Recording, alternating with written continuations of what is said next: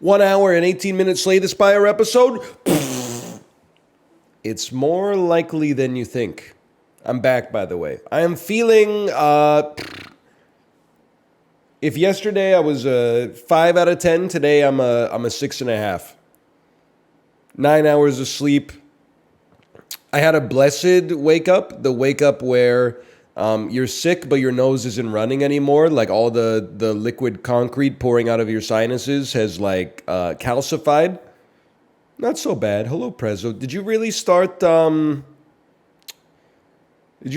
hair loss treatment in case you go on the yard one day? Yerb? Love that for you. When I was 24, we didn't have that option. I mean, when I was 24, I'd been bald for like 5 years to begin with.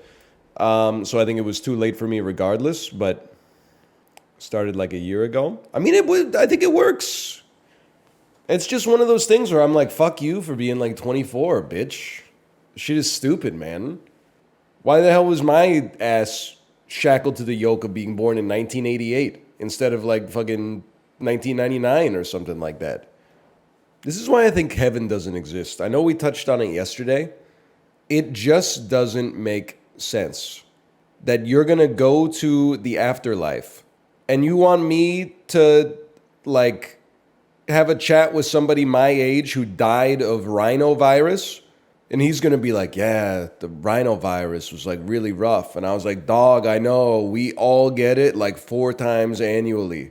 You got to go to the pharmacy, buy some Dayquil, buy some NyQuil, ride it out, watch some fucking Netflix. I know, dude, but like that must have been hard for you or whatever.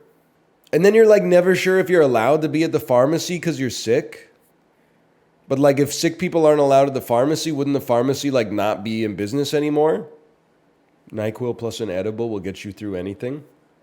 That's like a lethal combination though. Isn't that like lean? That's too much melatonin, man. You're not supposed to take 2 drugs they do the same thing. Don't take melatonin anyways.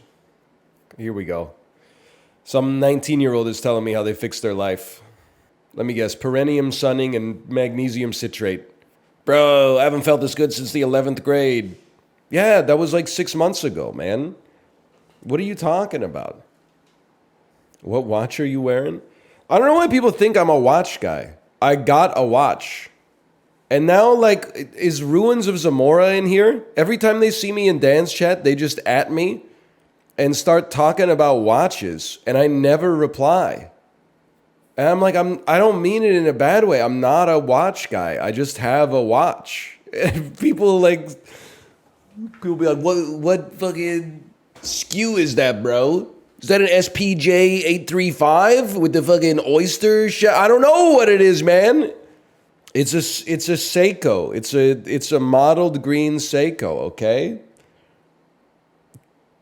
Rumo of Zamonia. There you are. Sorry, you're not Ruins of Zamora. My mistake. They're good watches. Watch guy confirmed. Come on, man. Dive or sport? Neither. It's a cocktail watch. I don't dive or sport. I never implied you had a house on your wrist. I'm just interested. It is a house. It's a house. Well, I got someone's apartment on my wrist circa like 2002.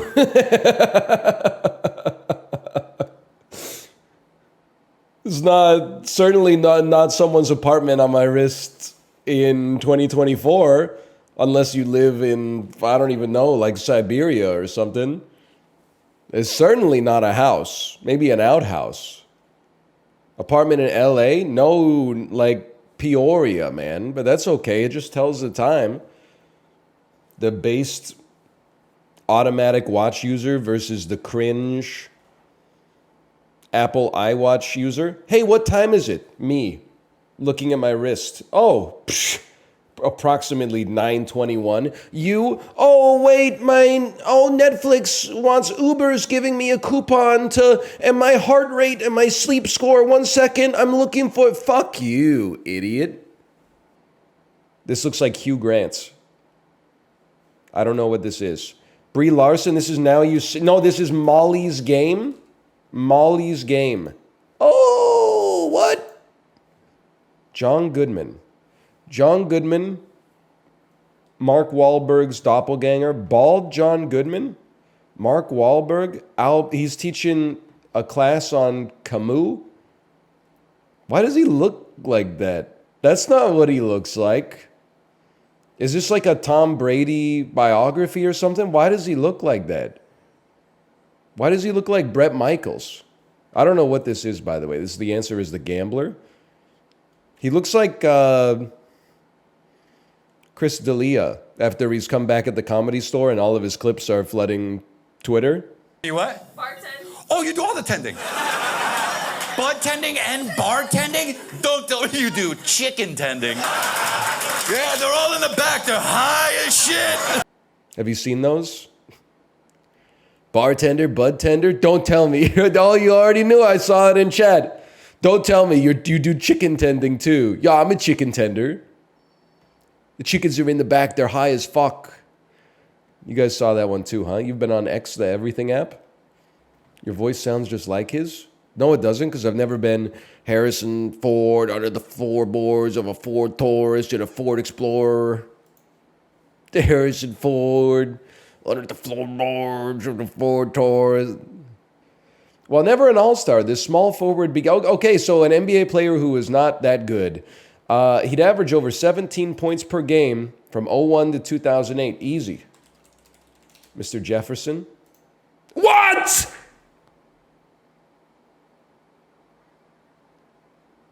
It's the only New Jersey Nets player I know that's not Allen Iverson. Also, I thought it was kind of like a joke that he was a small forward, because isn't the dude like 6'7" or something? Oh, Jason Kidd. That's right, Jason Kidd. Iverson was never a net. You know, Nets 76ers, same difference, man. Same difference. Roger Clemens won back-to-back Cy Young Awards. Yeah, on the Blue Jays, bro. He was cracked. I actually got 2 of the 3 sports questions today, and none of them were about hockey. That's a new one. Sahara Sport and Rubicon. That's the Jeep. One of these. They're giving each other ducks. You ever see that? She said, let's hit the parking lot so I can sick your duck. As that's Matt Damon. That's a given. And then Sir Anthony Hopkins. Sorry. Maybe he hasn't been knighted. I honestly thought it was Zelensky, though. For a second, I was like, that's Zelensky. Dude, that is the screaming TikTok guy. So much. More than anything. 100%. Is that my daughter in there? Freezing astronaut gives last broadcast to wife before dying in space. There's a safe in the living room with the life insurance information. From 1961 to 66, this black and white sitcom followed a family and its talking horse. That's Mr. Ed, bitch. Excuse me? Mr. Ed? They think I don't know about Mr. Ed. I was not alive when it was on the air. I'm just saying. Harrison Ford reprised his role. Yeah, it's Blade Runner 2049. Come on, man. After forming in 1994, Scott Stapp has been the lead vocalist and lyricist of what rock band? That's Creed. They're calling it the easiest daily dozen that's ever existed. Heck yeah, bud. Canadians are so funny, myself included. No, I refuse to elaborate. Comfort Cuisine Cape Cod chicken salad, 40 ounces of Cape Cod chicken salad. Can I say something? And the meal wasn't even bad. But when we were at Disneyland, we got a reservation to watch the fireworks from a primo location within the park, okay? It had what they described as a bento box style lunch or dinner. So you don't get to choose what you're having. Everybody gets a box of the same food. So I was like, that sounds good. I mean, Disneyland, they're in the business of entertaining people. I open up the bento box, Italian sandwich, nothing wrong with that. Chicken salad in mayonnaise with stale Ritz crackers. I don't even know what one of them, grape salad. It was like grapes, raisins, mayonnaise, and more diced chicken. There were like 7 mayonnaise-driven courses, man. The whole thing was mayonnaise. That's a modified Waldorf. I feel like you can have one mayonnaise-driven dish in like a picnic lunch, but you can't have 2 mayonnaise. And not to mention there was mayonnaise on the sandwich and like in 2 of the salads, and then the dessert was basically like a Twinkie, which is not mayonnaise, but it's kind of like sweet mayonnaise. It's just a little too rich in the mayo for me personally. This is like 2.5 pounds of chicken salad. Is that right? Yeah, you got it. Okay. 2.5 pounds of chicken salad. I'd imagine that it's in Canada, $3.99 to $4.99 a pound. In the US, let's go $3.50 a pound. I'm going to say this is $6.99. Hate to see that. That was way off. Oh, okay. We bounced back, though. We bounced back.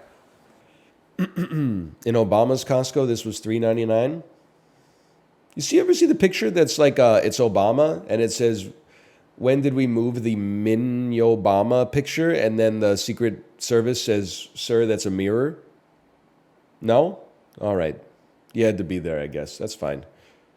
Jamie, pull that up. Did you see the video of the Russian soldier getting a Pepsi airdrop to them?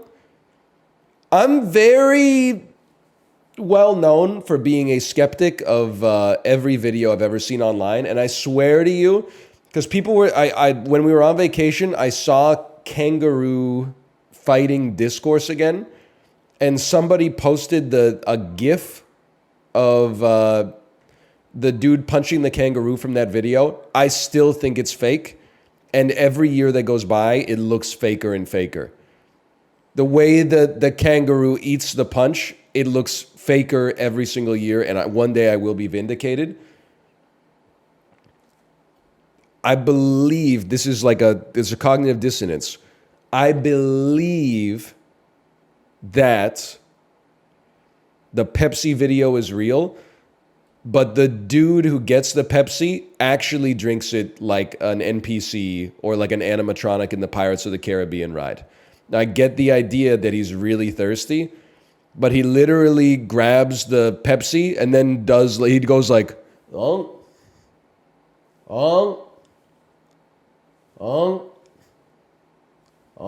at like exactly regular intervals.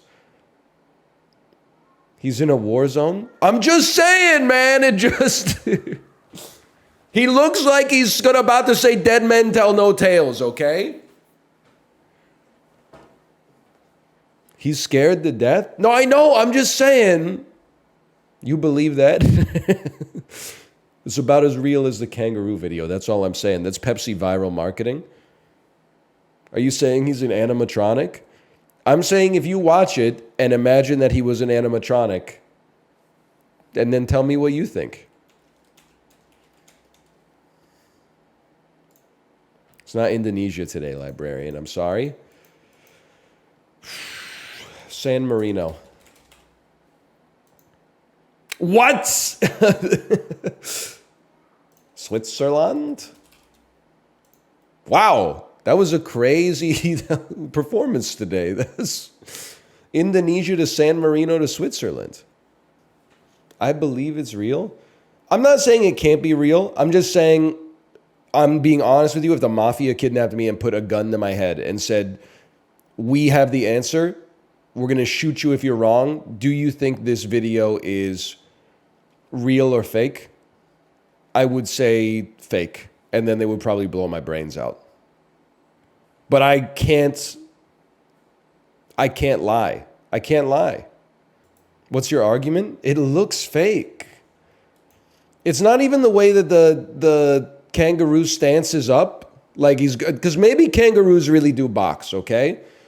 It's the way when the dude feeds him the lead jab, the way he like goes back Like in one, I don't even know how to describe it. Like that's not the way that animal muscles work, man. He's like too stiff. He looks like he's employed by Freddy Fazbear. Because he got socked in the nose? Well, he let his chin float up, which is like for an animal that's supposed to be a natural boxer, that's like a pretty rookie mistake. But I don't know, man. I don't know. 10 years ago when I watched it, I said it looks fake. I watched it 10 years later. Some things change, some things don't. It still looks fake to me, man. It does. I'm not saying it is. I'm just saying it might be the fakest looking real video that exists. Universal, 15 million, starring Al Pacino. He loved the American dream with a vengeance. Serpico. Dog Day Afternoon. All right, let's reveal all hints on that one. Scarface. I guess I should have thought of that, man. Oh, man. That makes sense. As soon as I saw Tony Montana, I was like, yeah, pretty sure that's Scarface. Speaking of Jack Nicholson, did you see the video of Robert De Niro jumping into the ocean? But it doesn't look like he jumps. It looks like somebody heaves like a lifeless body over the railing. Like he has no muscle tension in his body while he falls. Does it look fake? No, it looks real as hell, man. He's like totally ragdolled, man. I mean, he's like 83 years old or something, but he looks like he's thrown. Oh, man. That's how you're supposed to fall? Come on, bro. Not when you jump into like the ocean or a swimming pool. Dude hit the water like concrete. 20th Century Fox, huh? Starring John Travolta. It took a twist of fate to make them come in a cake.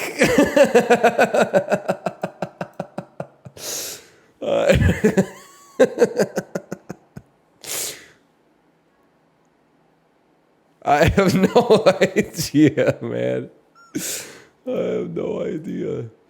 I was like, what the hell is gold? God has had enough of the human's attitude, so he will destroy the planet very soon. It is up to a struggling inventor and bank teller, both with very amateur criminal minds, to save the world. This shit is like Grease 2, man. Two of a kind.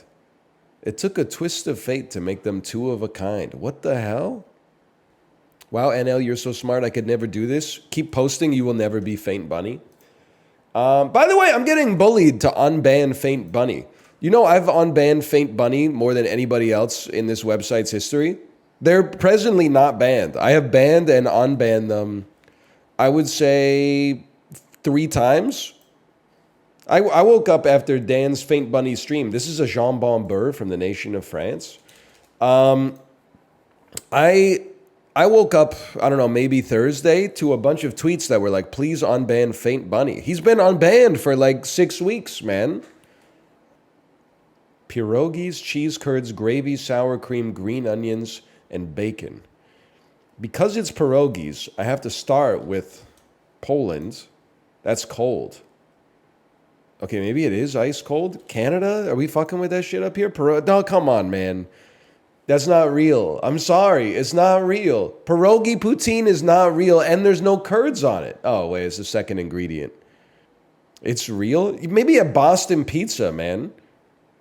But it is not found at specialty restaurants and food festivals across Canada. We serve it at Jack Astor's. Jack Astor's is not a real restaurant. It's where you go to commiserate with the other people who have DUIs, okay? That's not a place where serious people go to eat, all right? It's a pun that's a swear word. I know they got a location in Kingston, okay? It's right across from fucking Phnom Penh. I don't go there because you can catch my ass at Phnom Penh, or you can catch my ass a little further up Brock Street at like Cambodiana. Maybe you can catch me out at Cambodian Village, like a little bit more up Princess by like Princess and Alfred or so. You won't catch my ass at Jack Astor's, man. Come on. Who do you think I am, Taylor Hall? That's bullshit. I want a refund. I went to Phnom Penh last night, got my butter beef on. Wellington Street goes crazy in the summer before the university students come back. No disrespect. This is rice and beans from Mexico. Warm.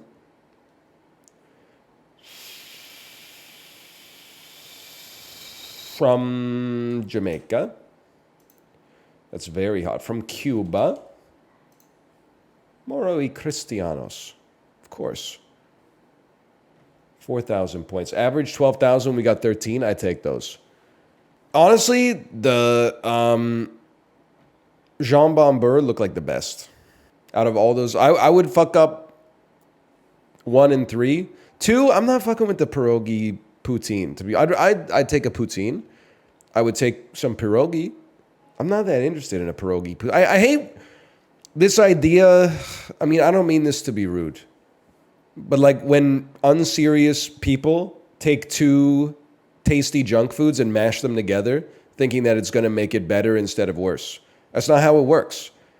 Once something reaches a level of junk that is peak flavor, you can't just mash like another thing into it. You're right, it's stoner fusion. That's how I feel about the Baconator, man. Wendy's went too far. I've only had a Baconator, I think, 1 or 2 times in my life. We went to Wendy's. I got a spicy chicken sandwich because I'm a man of good taste. My wife got a Baconator. I took 1 bite and was like, they don't need 8 slices of bacon on this motherfucker. It's just egregious. 2 slices of bacon so you can get the flavor of the bacon and the saltiness and the fattiness. That's good. 8 slices of bacon, you're just eating a log of brown. You guys get 8? How many slices of bacon are on a Baconator? 6. Okay, not 8, but 6. It's not even from a health standpoint. It's just like, it's too much for flavor, I think. Bro, they give us 4? I don't know. Maybe I might be interested in ordering it if they only give you 4. 6 is too much. 1 is not enough because then not every bite has bacon in it. 4 is perfect because you can get the cover. What's your obsession with serious people? It's unhealthy to always try to look a certain way to strangers. Let me guess, you throw your popcorn upside down on the movie theater floor when you leave because they've got people that'll clean it up for you. We live in a society, okay? That's my obsession with always looking like a reasonable adult when I'm outside. A, it feels good to be a cog in a greater machine with a purpose larger than myself. And B, I take a certain degree of pleasure in not gumming up the works for everybody else, my fellow man that is also in the ecosystem with me. That's what I'm saying, bro. I'd say Fleet Foxes, if I had an orchard, I'd work till I'm fucking sore, bro. I'd work till I'm sore. And you would fucking wait tables and soon man the store or whatever. Songs to smoke crack to. Famously, yes. What once-in-a-lifetime illness is it this time? It's like a cold. Here we go. All the 21-year-olds who go to the office 1 day a week, if that. You get sick a lot. I only get sick like once a year. Yeah, it's because whenever somebody's like, hey, I'm going on vacation, you're like, why would you ever leave your house? I see your comments, man. I know everything about your personality. Even the stuff you haven't revealed explicitly, you can just infer it through the empty space of your intersecting opinions. You work from home? Yeah, my kid doesn't, though. She's in the office. It's not right now, but most of the time. Any vacation I go on, I have to travel in a car, not in an airplane. Okay, John Madden. r/fuckcars mods when they also have a debilitating fear of aviation. It's not the overnight oats. I'm telling you, first off, I was surrounded by 10,000 people who were all like picking their nose and then wiping it on their shirt. Secondly, the woman in front of me on the airplane on Saturday legit coughed the whole flight. And her son tried to steal the storage space under his chair, which is my area to put my bag, and I had to ask him to move it up. And her husband had like 4 Smirnoffs, and he clapped when the plane landed. That's all I'm saying, okay? So this is the kind of rabble that I was surrounded with. Don't blame me, man. Those germs are being like hyper fucking aggressively incubated in the petri dish there, okay? Why did he clap? Maybe it was his first time on an airplane, man. I don't know. There was a lot of turbulence, though.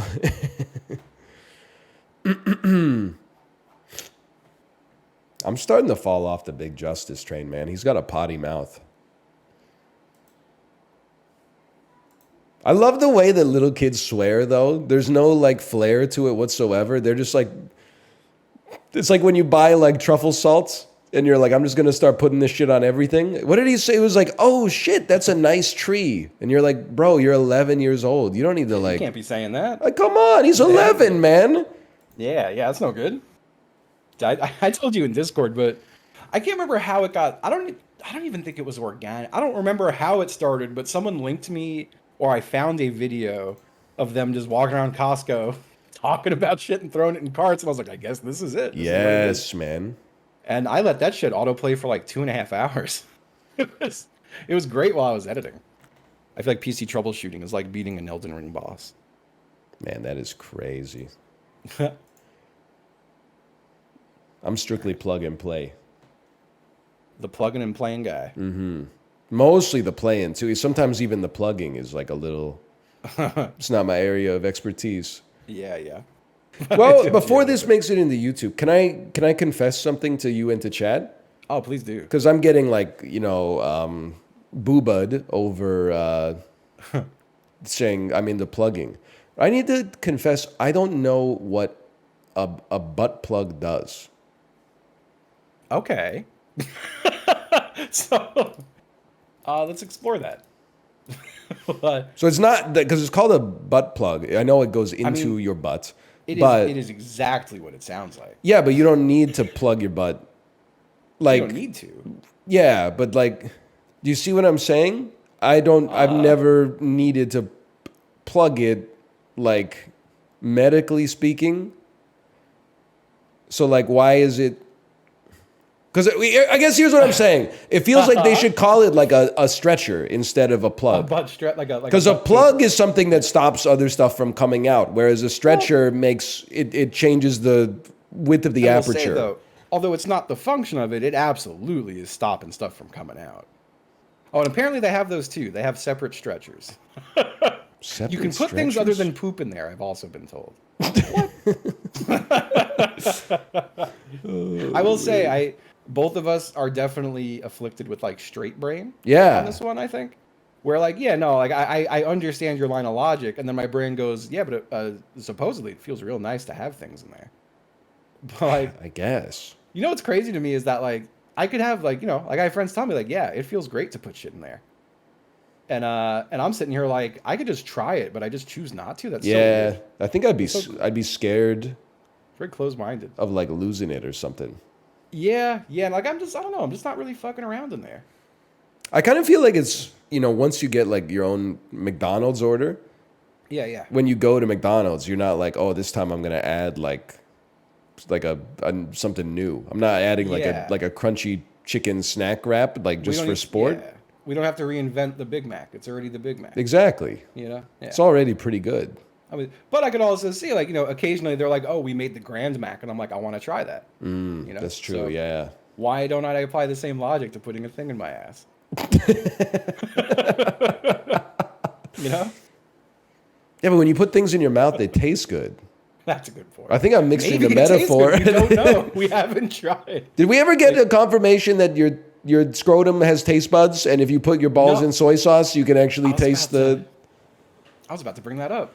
Because I think it got debunked, right? I don't know, because I feel like whenever I'd ask people if they'd try it, they go, hold on, I'll be right back. And then they come back and go, it works. And I go, no shot, man. It's got to be in their head. I don't buy it. It's like it's like hypnosis. Yeah. You know, I still haven't had my butthole awakening. Someday maybe. I'm almost 40. Yeah. Thanks. Anyway. It must get easier as you get older too. Yeah, I'd imagine. You know how people say like you are now like blinking manually? Yeah. What if you said like you are now clenching your anal sphincter manually? I did it when you said it. That's kind of fucked up. That feels weird. I think that should be against like something. I know it's not. That's like sexual harassment or something. no, I didn't like, feel good saying it. That was morally wrong.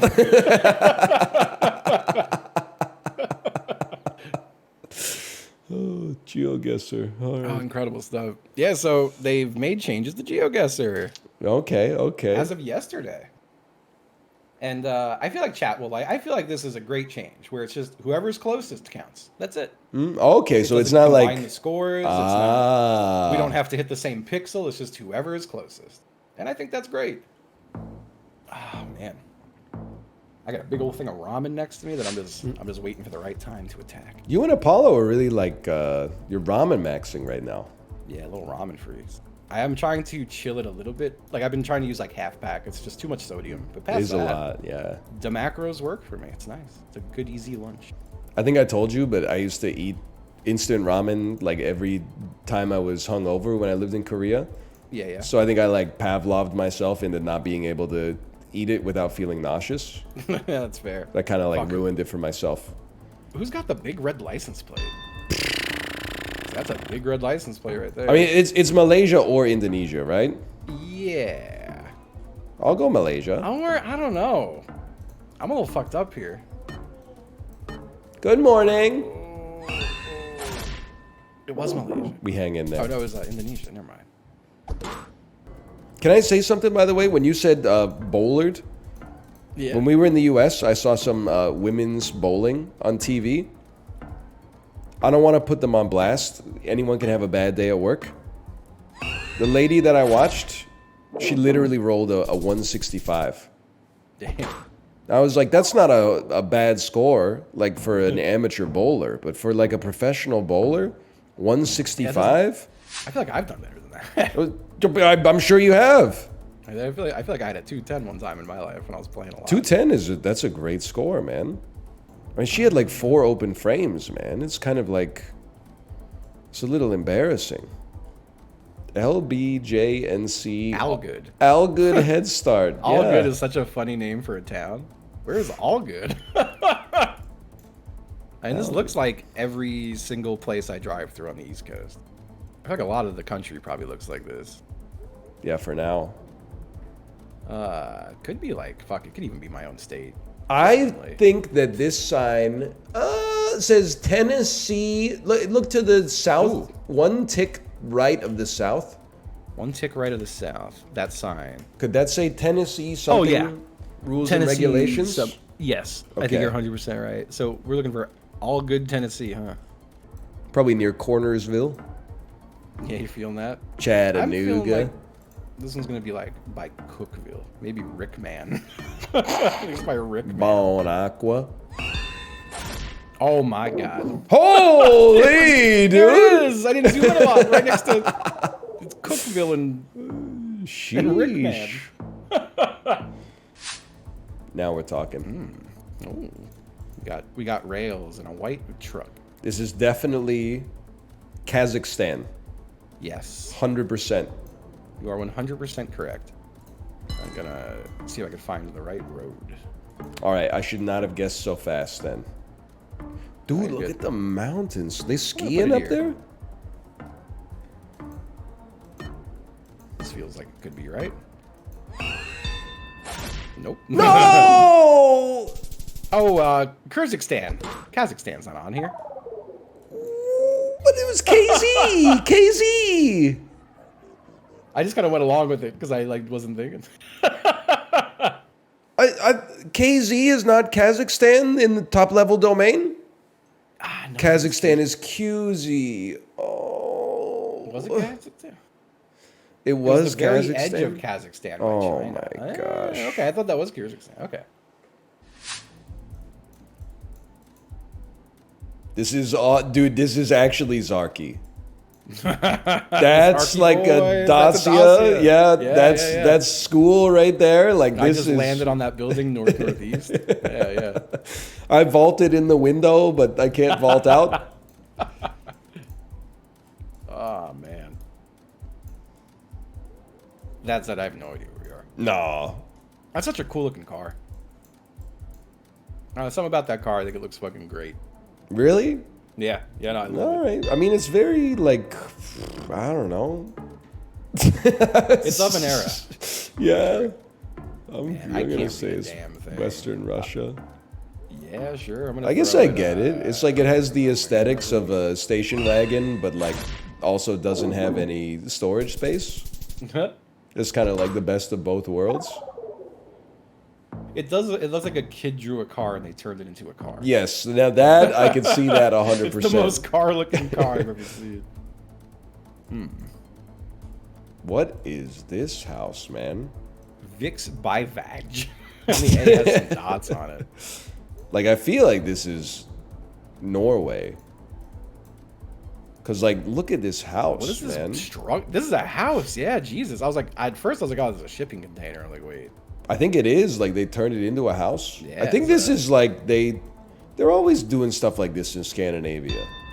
Yeah, sounds right. They're always like, look at our house. It's a rectangle. Sure. Yeah, guaranteed.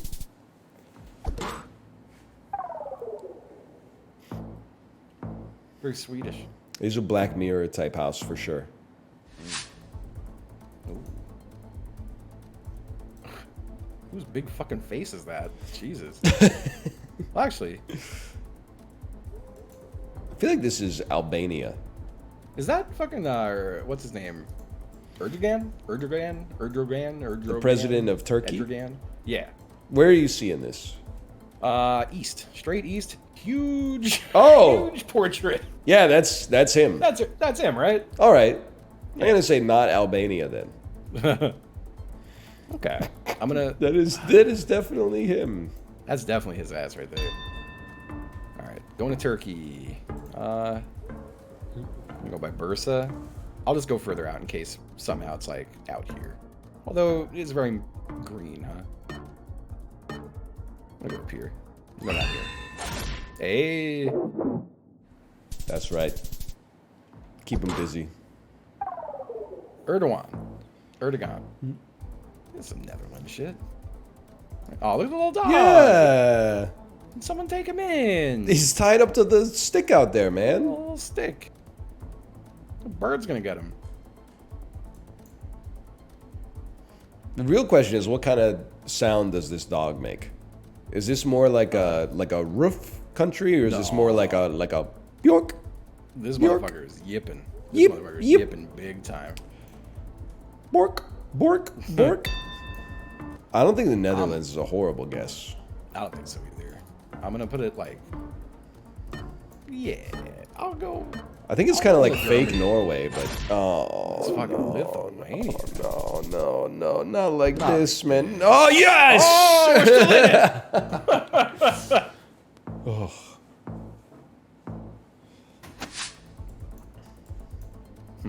Well, There is not a fucking thing to go off of, in my opinion. bro, this is a Canadian sun? sign. No, this is an American sign.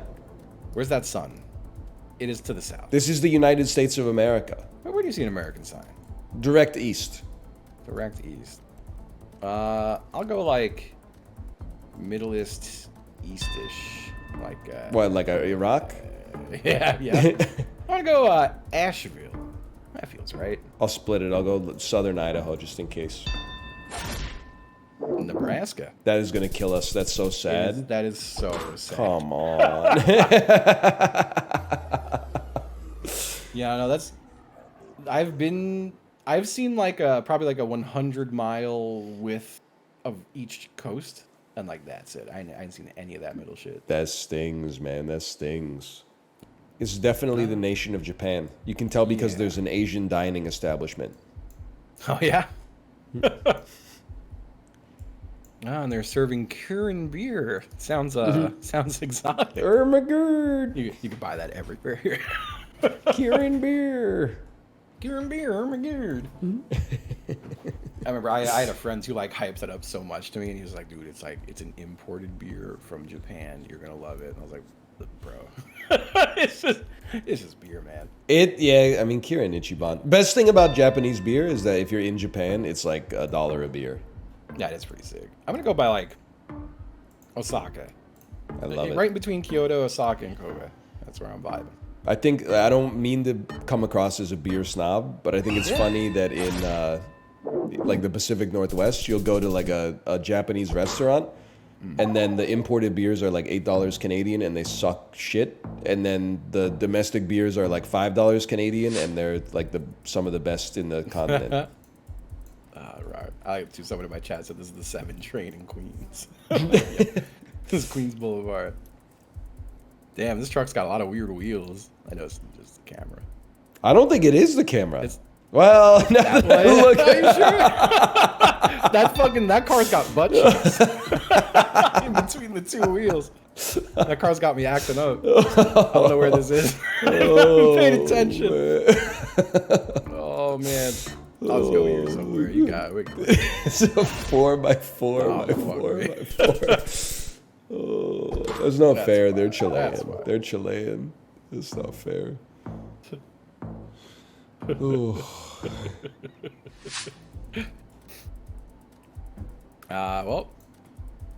It looks like a nice place. I don't know. Come on.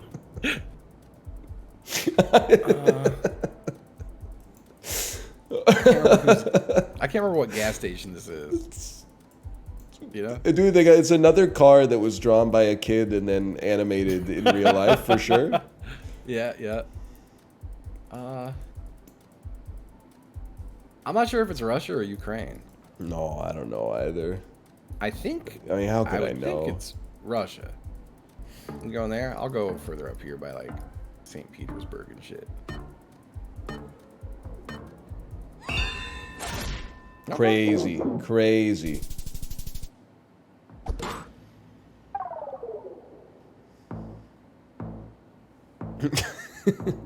Sorry. Never realized until you play GeoGuessr how many houses have like roofs that are just made of rust. I'm sorry, someone in chat said it's the metal you use to build in Fortnite. It's true, man. It's really true. does look like it. I'm willing to put myself in New Zealand. Brother, I got no idea. You do heart. New Zealand, I'll go Romania, I guess. Let's go. Justin, you're kind of cracked at this. I was just feeling good about that one. Oh my god, we almost did it too. Yo, what's up, Emma? Just getting stun locked by the businesses. I haven't really looked around much. Just love when a business has like a cartoon mascot for seemingly no reason. Yep. I think you own them, bro. Ooh, that does it. Look at that. Love to see it. Well, Brazil. It's Brazil. Look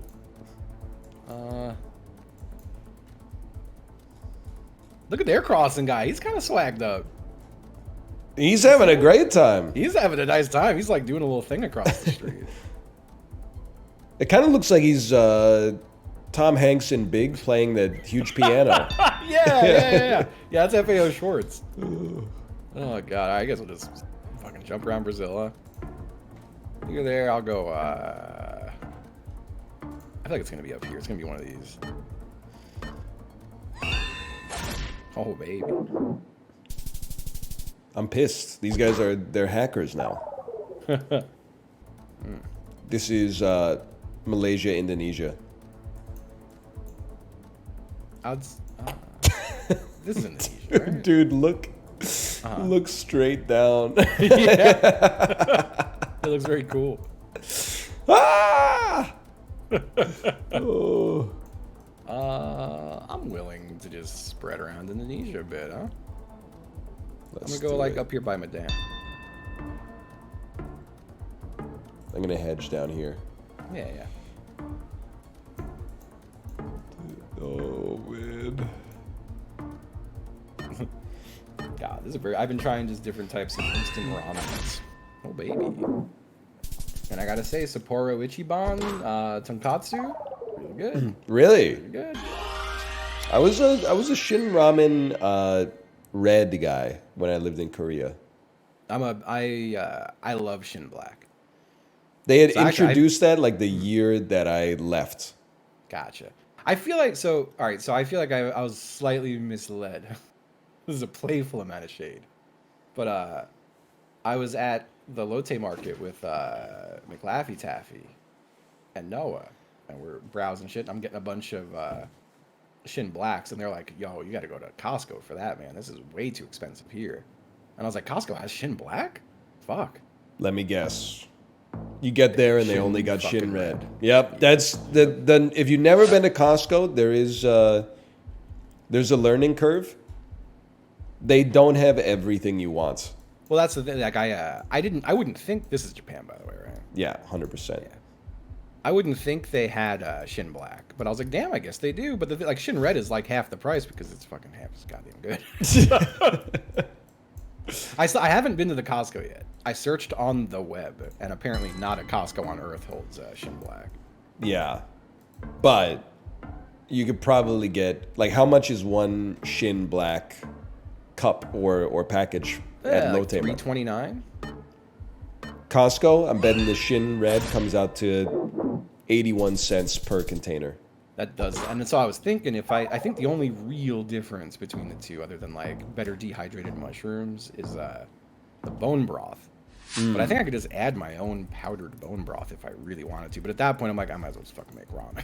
It's true. Like, the real Simba ass looking rocks over there. How does a cliff pop up like that, like straight up? Yeah, like what happened? what went down here? There's only one thing to say: God is good. Thousands years. Oh, wow, shit. Yeah, praise him, I guess. How did it? Glaciers? I guess a glacier could carve that out. That makes sense. Yeah, that makes sense. God, my new favorite shit. I may have already mentioned this once, but like, I get some people who freak out over. I got my buddy's band's flag hanging up. And it's a 666 weed pride flag. And as you can imagine, some people just kind of short circuit when they see that shit. That's so funny though. It's really good. Like people who get scared of like a number. Yeah, they just freak out. But I'll get people into my comments on YouTube who are just like, Justin, Jesus loves you, God loves you. And I reply and I'm like, fuck yes, yes. I just like lean into it. Like that's how I felt when people were losing their minds over like the Olympics opening ceremony. And I was like, really, man? Like, come on. I was doing no investigating here, by the way. Does Sweden ever look like this? I'm telling you, I think this is Spanish, man. I'm going to Brazil, even though they made fun of me. Holy. Damn. I guess I probably shouldn't have taken, like, you know, the Amazon rainforest, but I do think there was a tweet that was like, it's so funny that this woman is actually, like, 40% of America now, and that resonated with me because it was the Monster Energy drink lady, the bottoms up and the devil laughs. I don't think I saw this. I thought we were all laughing like at her in 2012 when that video came out, and I realized that there were a lot of motherfuckers that were actually like, wait a second, she's on to something. Have you never seen bottoms up and the devil laughs? I don't think so, no. Justin, oh my God. It's at the greatest intersection of so many of your cultural interests. Fuck. Yeah, you gotta hit me with this. The letter Vav is also the number 6. Short top, long tail. Short top, long tail. You could have here in Hebrew 666 on the can. Even if the M was not the issue, you cannot deny that that is a cross. And what is witchcraft? When the cross goes upside down, bottoms up, and the devil laughs. It's a top 50 internet video for sure. It's a woman giving a presentation about how Monster Energy drink is a tool of the Antichrist. That does sound pretty great. Wait, Justin's friend plays with Jeff Rosenstock? Yeah. Justin's very cool. He's a cool guy. I am very cool. Now, I'm friends, for anyone who is fans of Bomb the Music Industry, my band and Bomb shared Tom, my guitarist and friend. That's BALM, people. Don't freak out. Yeah, Bomb the Music Industry. But yeah, no, we played with Bomb 100,000 times. And I've known them all for like 20 years. My boys. That is really cool. Everyone I know is either through music or streaming. That's it. No in-betweens. Well, I went to university with Rojo Caliente, so I'm not sweating it. Let's go, let's go. I am sorry, I'm like just edging the bus stop. I don't know why. Yeah, I'm just looking at it. Also, just because it came to mind, and I thought it was funny. Also, I may have mentioned it, but I may not. Jeff is playing shows in Brooklyn, and they were doing every time a show sells out, they add another show. Yo. And I was like, y'all are just doing a fucking subathon as a band. That's true. It's literally just a subathon as a band. I'm supposed to go Thursday, and I don't know if I can make it now, and I'm very sad. I'm trusting your Peru, by the way. Bro, I don't fucking know, man. I don't know if I believe me. This shit is way too tropical. I'm freaking out. I'm freaking out. I'm freaking out. It's always like that one part of, I guess it's Eswatini. Eswatini. Eswatini, sorry. Oh, man. Peter Pan. Disney font and everything. Never forget Friends, and then like Nemo's on it. You see that? Damn. Stationary gifts and toys in the Disney font. Come on, y'all. This is definitely a place that's not litigious. Yes, they have no extradition with the U.S. Yeah. But it's like, it's European. I think. I was literally... yeah, I see them blue stripes on the plates. So it is European. It's a little blue corner, though. You see that on some of them? It's like a little blue box in the top left corner. I remember that, like, Blue being box. a place. The top left corner.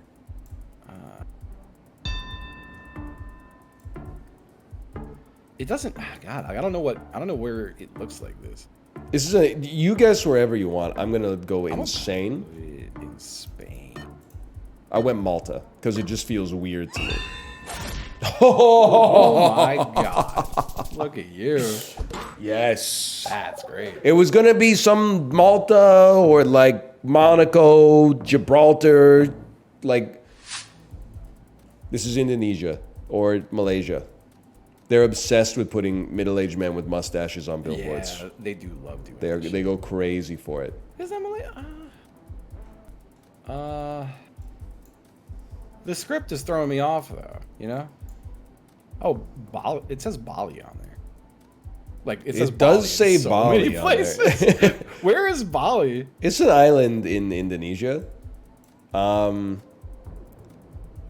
is it? Oh, there it is. I'm going to Bali. Congrats. That's a nice place. I'm going I think. to Bali. I've never been.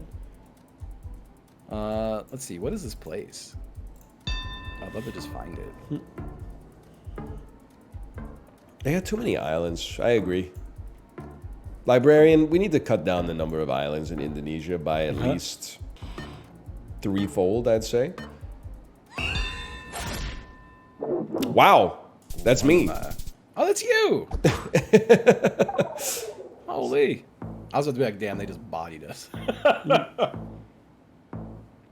How is it possible we haven't seen a single McDonald's or Subway yet? Cock equals hunting. Yeah, I know, right? They're everywhere. Dude, what's with these mailboxes? This is a quaint ass, giveaway. Giveaway! Red text. Oh, so it was red text giveaway. That's Is that New Zealand or Australia? That's New Zealand. Because you're going to visit Chiblet. Yes, that's right. Red giveaway, Chiblet. Well, wasn't there like a black giveaway too? Now you're in the outback. Yes. Oh my god, you're a fucking genius. I'll go up here. This shit is gonna be like West Virginia. Oh, Let's go. never mind. Let's go. I don't remember where this truck exists. Yeah. No. Does it say access Virgin to Islands North- National Park? Sure does. Where are the U.S. Virgin Islands? They are in the Caribbean. I see the British Virgin Islands and the U.S. ones. Oh my wanna go god, to the this US is ones. so embarrassing, man. What? Because I was there. You were there? Yeah, like a while ago. Can you not find them? They're right next to the British ones. That's so embarrassing. That's like the epitome of like a spoiled North American traveler. Is like I'm in a country I can't find on the map. That's so embarrassing. So I cannot tell you anything about Look at the attention sign north. I'm not reading it though. Oh I my want this gosh. video monetized. What do you is it Estonia or Finland though? I think it's I mean we don't have the swag across, so it's gotta be Finland. It's gotta be Finland, he's right. I'll go further north. Let's simply go. We hold. Well, yeah, we're holding, right? All I remember about the U.S. Virgin Islands, and I know this sounds crazy, there were real guys, like American guys, who lived their lives as pirates on the U.S. Virgin Islands. Like we did a treasure hunt, like for kids, and there was like a okay, wait, let's pause. I think you want to hit somewhere in Africa. I'm gonna go Argentina. Okay, I love it. Long story short, there was a pirate tour guide who was like, you know, you solve some riddles and then you get to open a treasure chest and there's like plastic gems and coins and stuff in there for your kids to take. When we met the tour guide, he was visibly inebriated and presently like drinking a cocktail, and he looked exactly like Captain Jack Sparrow from the Pirates of the Caribbean movies. There was also like a 65-year-old guy who was also a pirate, and he just kept coming around like to the groups of young girls and being like, "Hey, did you get your picture taken with me yet?" And they were like, "Yeah, we already did it." And then he's like, "Oh, okay." I like the idea of being that guy and just like showing up to parties and saying that to people, just randomly. I don't know. There were some people in the U.S. Virgin Islands that were like escaping from something for sure. Oh man.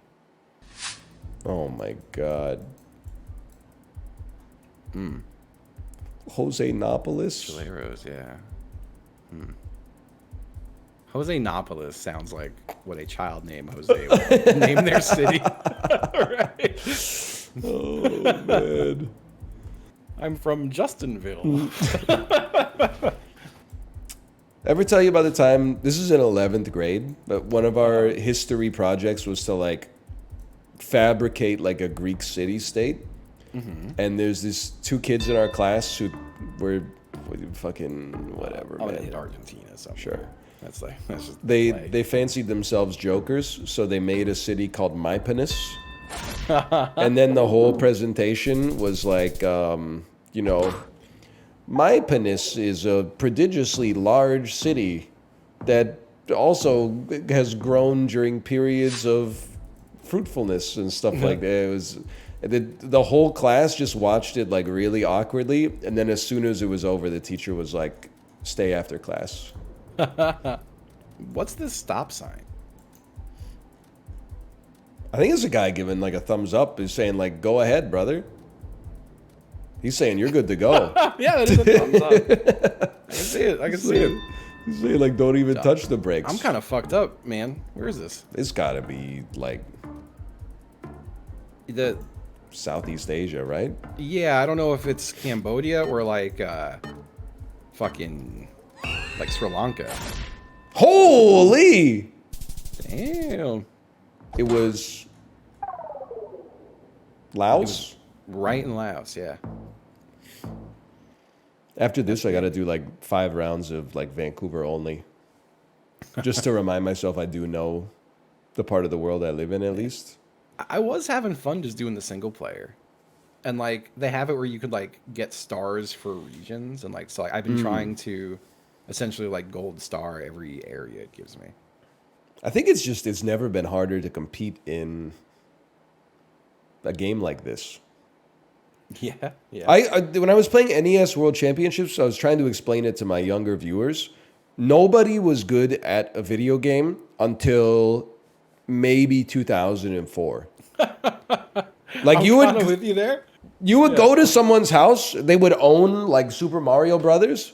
They would never have beaten the game. Yeah. They would just boot it up, play like they'd get to the warp zone, go to World 4, and then die. And then be like, okay, let's go play some badminton or something.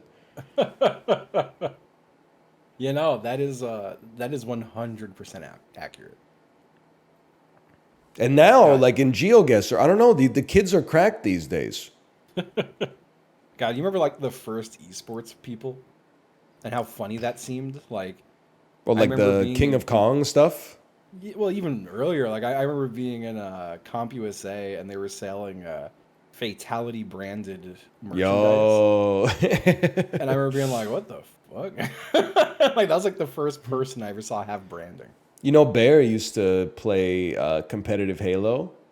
Yeah. I believe he played against Ogre once. No way. I don't know if it was Ogre or Ogre 2. It would be the second person I know who's played against Ogre on LAN. I think he lost. Oh.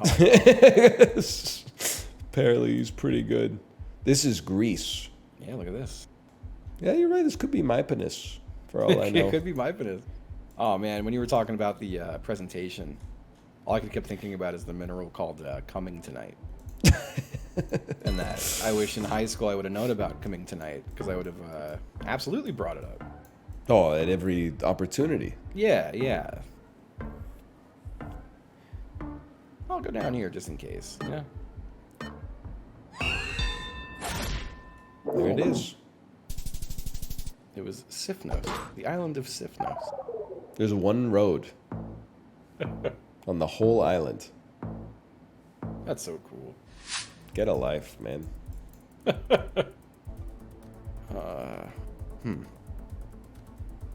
Spanish Russia? Real cracked roads. What is on this sign, dude?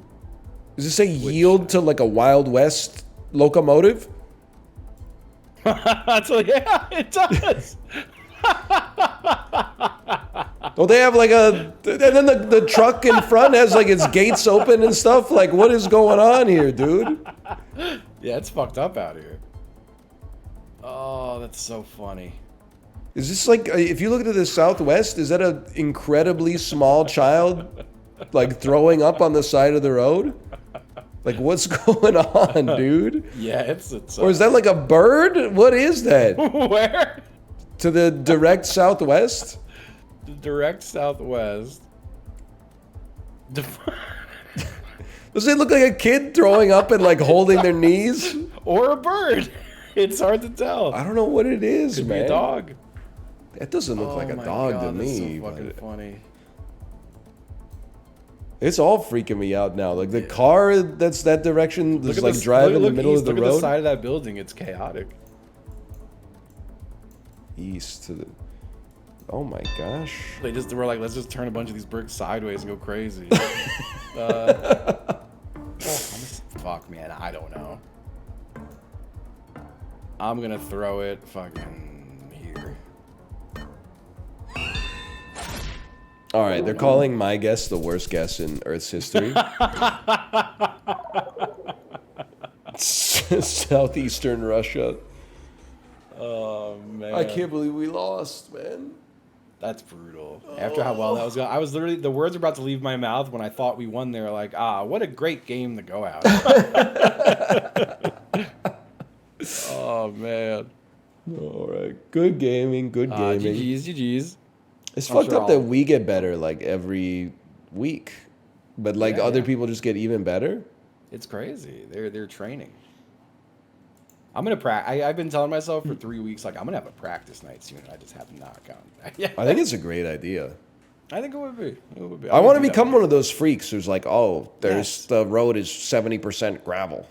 This I is want to become a. Auckland. I want someone to show me photos of them on vacation without telling me where, and I could be like, "Oh, you're there, clearly." And then they're gonna go, "What? You know the area?" Yeah, Oh, yeah. Freak them What out. what a brilliant mind. I think it's crazy. The people at this game who are the best have probably like never left their house. That's so ironic. Anyway, Oh man. Well, all right. Later, Justin. Later. bye. GG. I mean, no, you're not going to catch me playing Wukong Souls. That's not going to happen.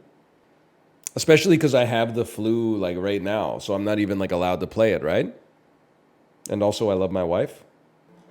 You saw that it beat all records. You're talking about Wukong having 1.6 million concurrent players? That was the first piece of anecdata I saw that made me think that actually we are in a recession in North America, is when I saw that 1.6 million people were playing the midnight release of Wukong. No piece of economic data has ever made me more confident of the fact that we've just tipped into a recession than 2 million people concurrently playing Wukong Souls. I am not much of a third character person action gamer anymore. I like a game where you can have like an ID card, you can click some buttons. You can play as like a border agent, and then like a dude gets to the front and you're like, give me your papers, please. And then he says, I thought this was the line for ice cream. And you're like, really? You've been in line for like 9 hours? What's wrong with you, man? Obviously, it's not the line for ice cream. Have you lost your mind? You're now a mobile game streamer? No, this is on the PC. You know it's not a mobile game because you just buy it and then that's it. It never asks you for any more money. It's just a different game. You know what I realized? Menu games are actually more diverse than any other genre because any game with a sword just becomes a sword game. Any game with a gun just becomes a gun game. Menu games could be anything. They could be blackjack, they could be poker, they could be baccarat, they could be roulette, they could be cards that they made up themselves. -2, Monster Hunter is forever. Yeah, that's how people who are obsessed with it seem to talk about it. Like it takes forever to get a brachydermis horny plate or whatever, so you can make an armor set that gives you 3% shout resistance, so you can kill a bat. Kill the bat 75 times, you finally get the godly plate of the bat to drop so that you get 3% aqua resist, so you can go fight the amphibious turtle or whatever. Yeah, that's how it sounds. It's kind of crazy as well that I feel like people who play Balatro and Dungeons and Degenerate Gamblers are not gambling addicts.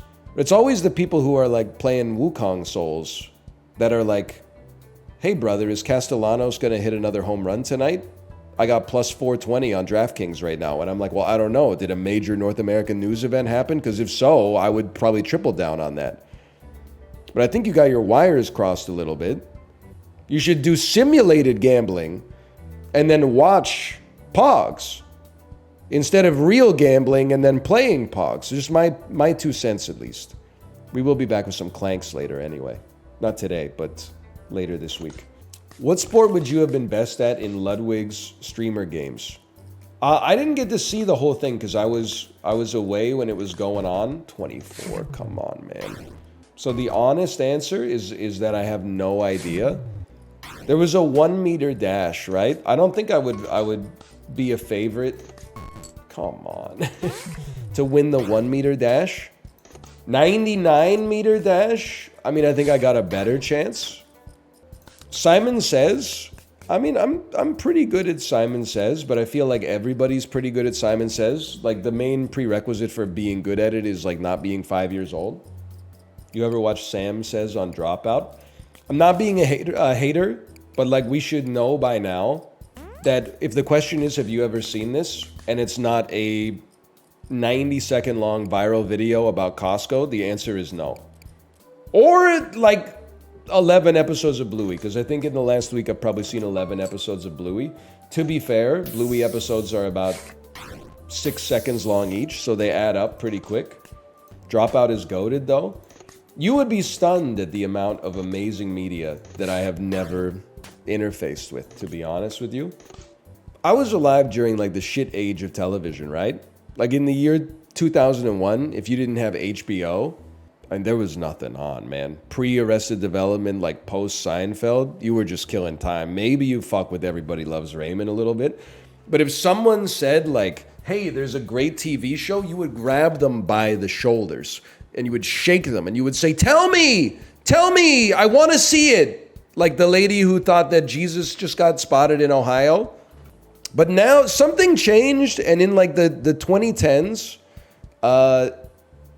almost every television show got good. Or at least instead of there being like one great television show every 3 years, there were like 30 great television shows a year. There became too much good art to consume. I think one reaction to that is to try to keep up, and the other reaction to that is to completely pull back. And I have found myself like completely pulling back, to be honest. It's not just TV, it's like, you know, it's media in general. That's kind of why I like sports, and I know like it gets a bad reaction from the you know, my other car is a Gryffindor type crowd. But like sports is the most low engagement form of entertainment, which is beautiful.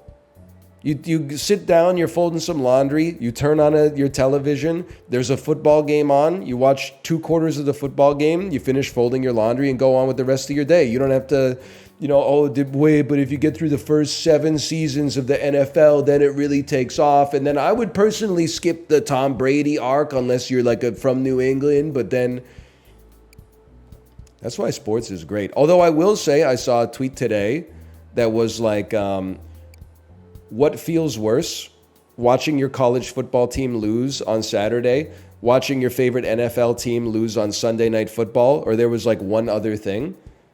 And there were grown adults that were like, the worst feeling is when your college football team loses on Saturday because I feel like I can't enjoy the rest of my weekend. And I'm like, please don't conflate normal sports fans with the sports fans you see on Twitter.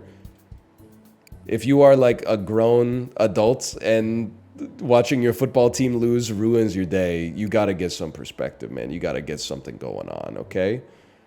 But then there's people that probably ruins their day when I lose a run and slay the spire, so I understand. Give me another loyalty card. If you lose like the Super Bowl or like the NFC or the AFC championship game, I could definitely see that like putting a damper on your day. But like, you know, if you're cheering for University of Southern California Gamecocks and then they like, you know, they lose in week 6 or something like that, go out and enjoy. Have a happy Halloween, brother. Have a happy Halloween. Do you feel like being sad over the NFL is better? No, it's just like, you should never be sad to the point. No sporting event should ever ruin your day unless it's a playoff loss. I can understand. And I understand college football and even the NFL is a little bit different because, you know, if you want to win the college football championship, you kind of need to go like 15-0 or whatever, right? But if it's like, you know, if you expect your team to go 9-8 and then they just lose a random game in week 5 and that ruins your day, yeah, I mean, it wouldn't be me. Let's put it that way.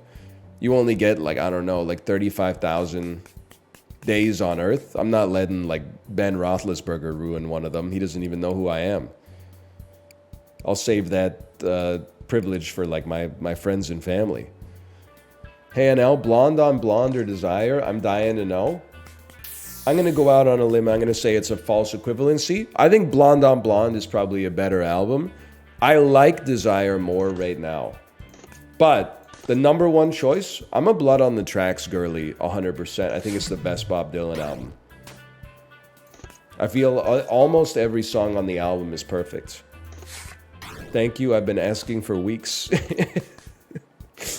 Really? I feel like I would have responded to that. I stall out on conversation a lot. I'm surprised it took me that long to mention it. I was hunger striking until you answered. Well, I'm happy that you've been freed. Bob Dylan is the worst still relevant 60s musician.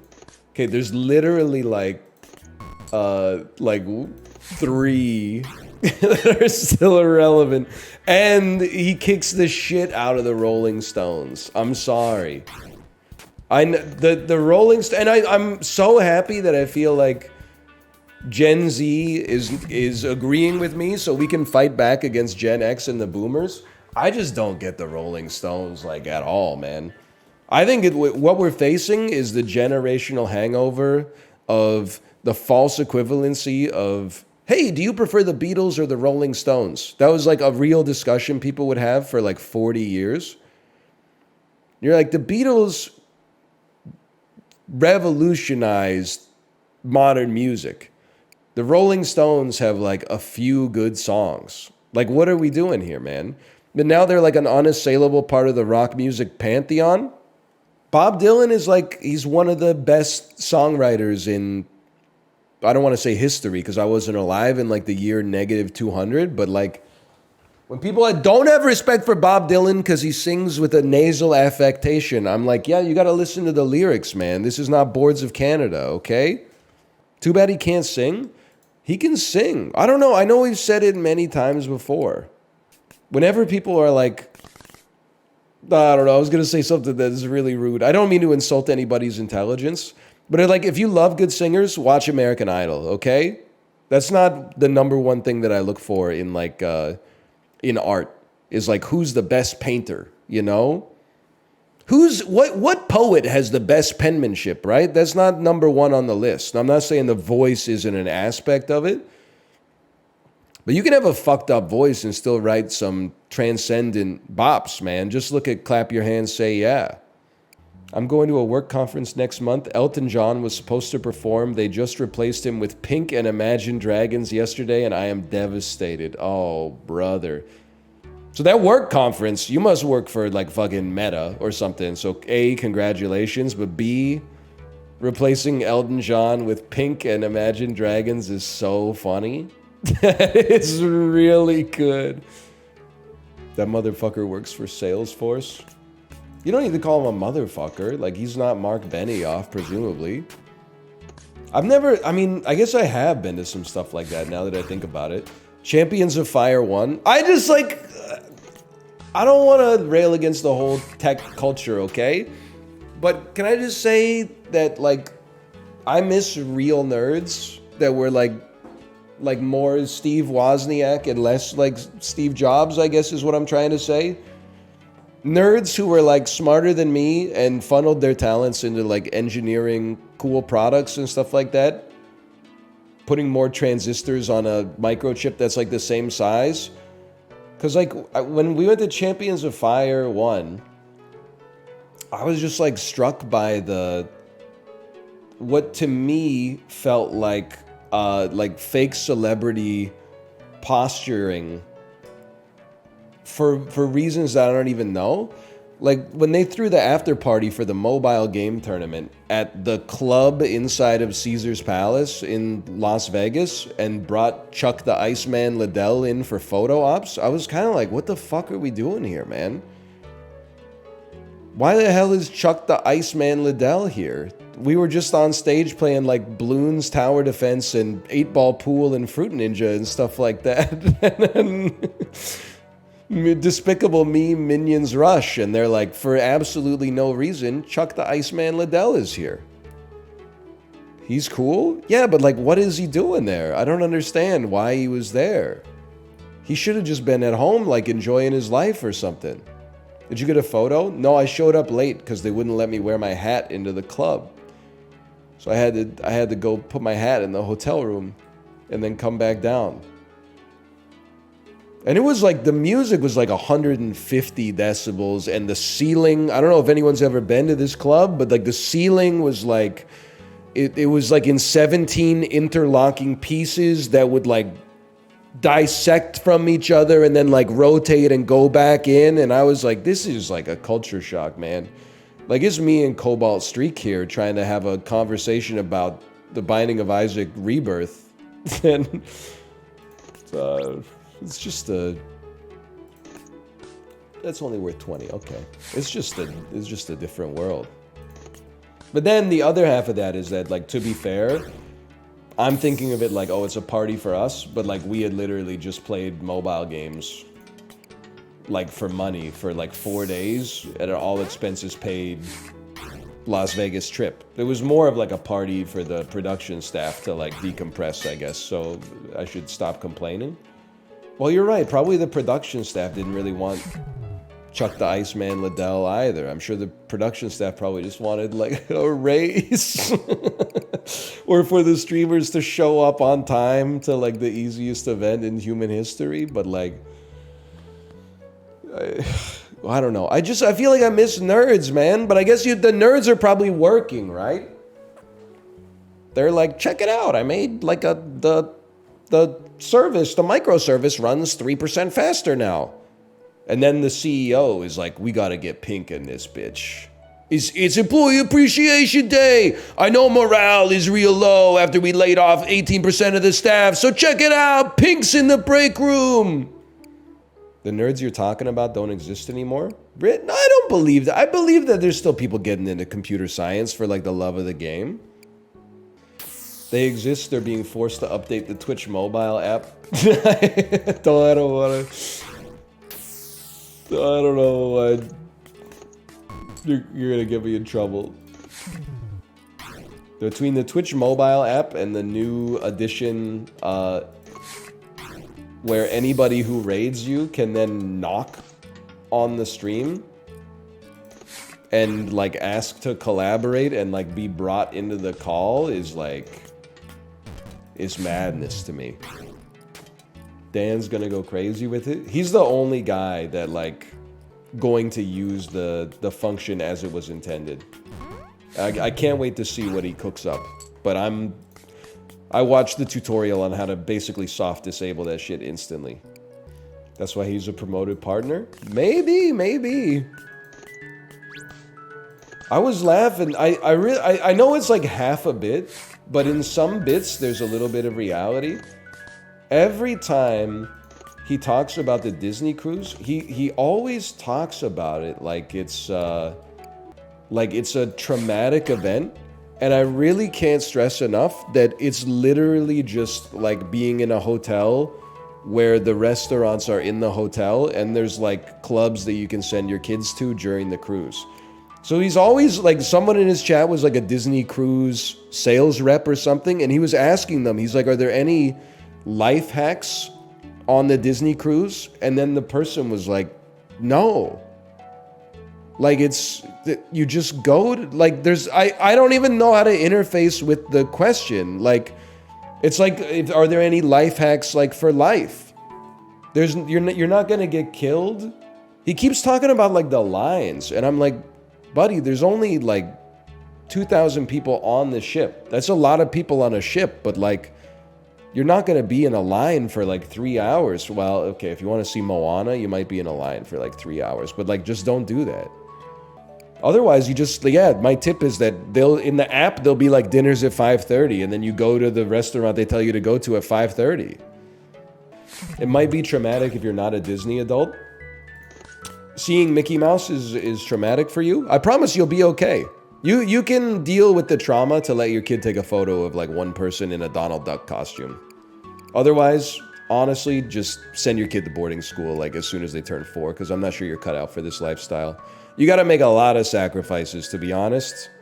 Standing up in an air-conditioned room for like an hour, if you can't tank that, well, couldn't be me, let's put it that way. My wife keeps bugging me to go on a cruise and I blame you.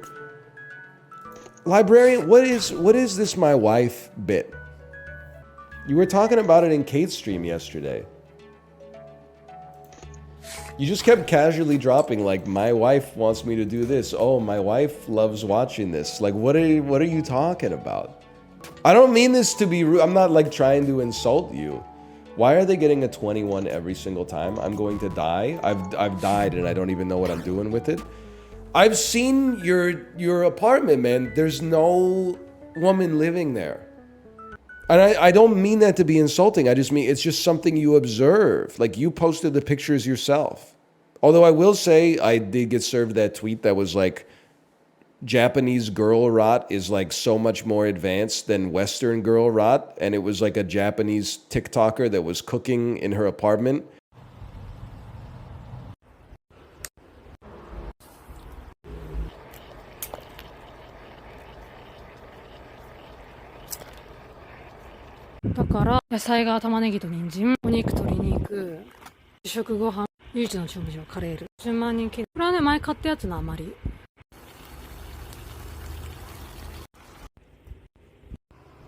and the kitchen was just absolutely coated in like disgusting garbage. And it was pretty bad. Don't remind me. I thought I was like the only person who saw this, but I guess not. There were like bugs on the wall. It wasn't great, you know? Yeah, the cutting technique and the fucking... the knife, it's just... it's bad, man. It's just not good. You gotta have a little bit more self-respect. Like, I know that this is like a joke, but there is an element for me of like whatever happened to shame. Like, I'm not saying there haven't been times in the distant past of my life, I'm just gonna play it safe here, where like I had some gross days. So I was thinking, you know how video games all have those achievements now for stuff that you can accomplish in the game? How much more awesome would real life be if it had those achievements too? I mean, look at this. My apartment is a total pigsty, but I just can't find the motivation to clean it. But if we had real life achievements...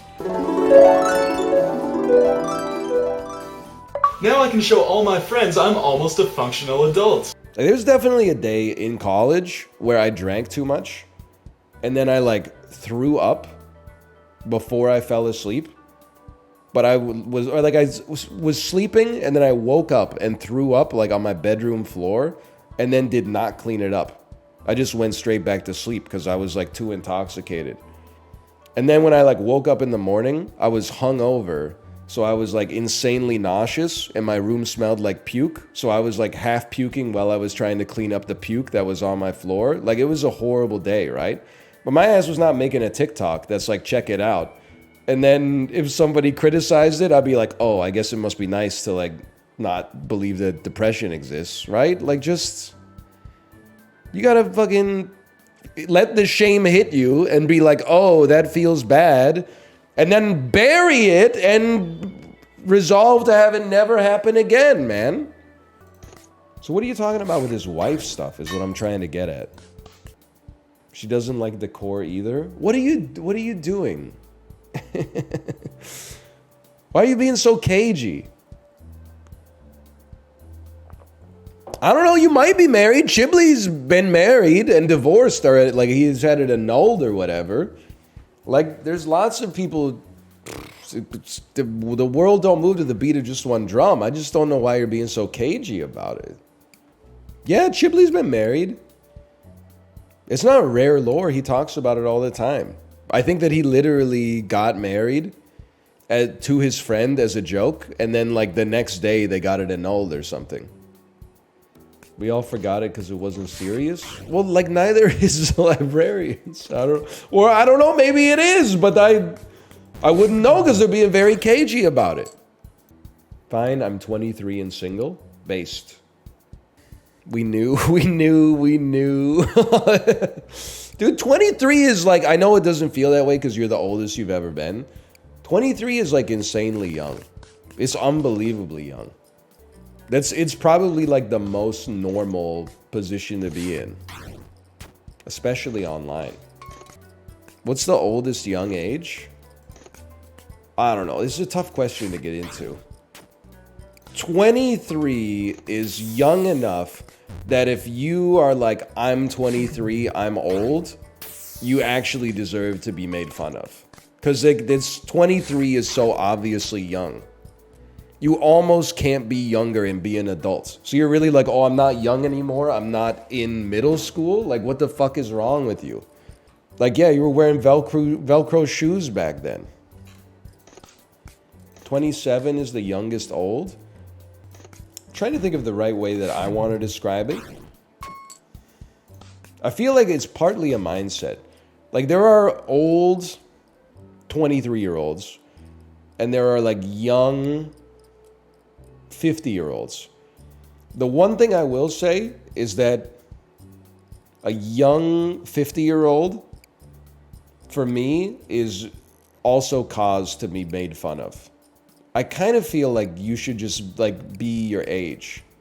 At least that's how I endeavored to be. Or maybe like a year older or something like that. What do you mean by that? I mean, like when I see someone that's like 50, but they're trying to act like they're like 22, I'm like, okay, Stifler's mom, but like in a decade, you're going to be 70, basically. Like you can't be living this lifestyle that long. That's too much wine for a 70-year-old. It's too much wine for a 55-year-old, man. Why are you edging the cards? I want to reduce the value of my face cards. You can't? Oh, brother.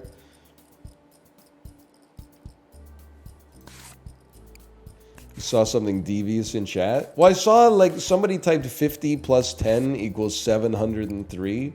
And then someone just added them and typed like 4 question marks and was like, what are you? I was trying to figure out what they were going for.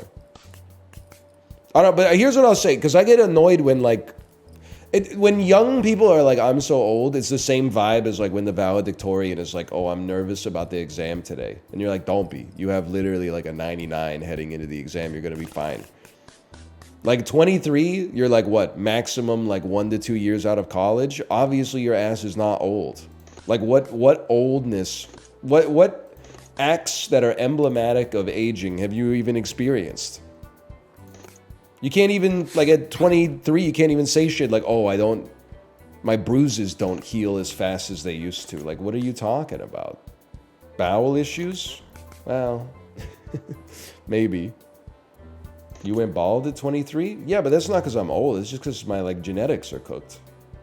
I groan when I sit. That doesn't have shit to do with being 23. You just love attention. Like, you see, you're getting all these issues conflated with aging, man.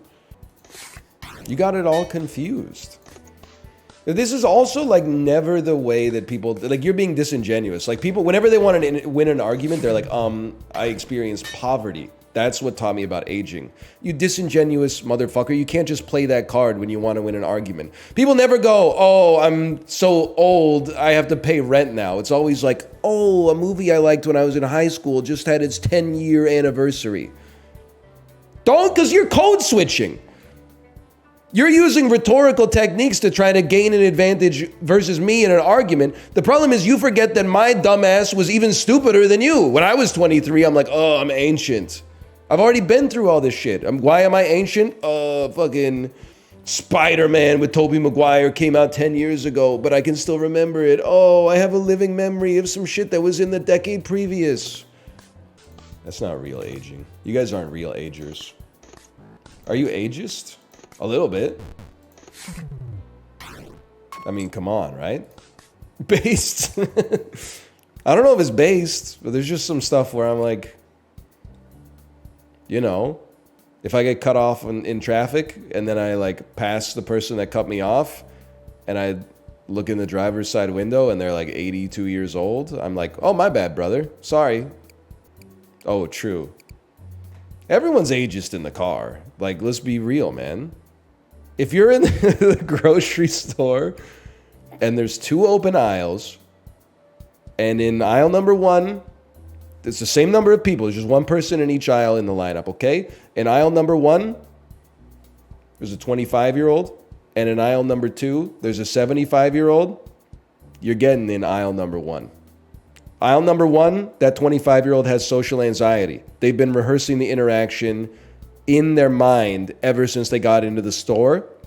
They have their Google Wallet rewards card loaded so it can be scanned immediately by the cashier. They've been repeating in their head, on Visa, please. On Visa, please? On Visa, please. On Visa, please. Pretty good. How are you? On Visa, please? On card? On card? Oh, debit. I've got on debit. On debit. The 75-year-old is just relying on lived experience, man. And it makes them slower. And even if the shit scans wrong for the 25-year-old, they just tank it. The 75-year-old, they'll just be wrong. Like the bananas will scan at 99 cents a pound instead of 89 cents a pound. And they'll be like, actually, the sign said 89 cents. And then the cashier has to fucking leave to go look at the sign. You're getting behind the 25-year-old any day of the week. Because young people also act like their shit don't stink, myself included. But like straight up, the ageism works in the other direction too. If I know I'm going to have to get in a small talk conversation, I would much rather get in a small talk situation with an old lady than like a 21-year-old.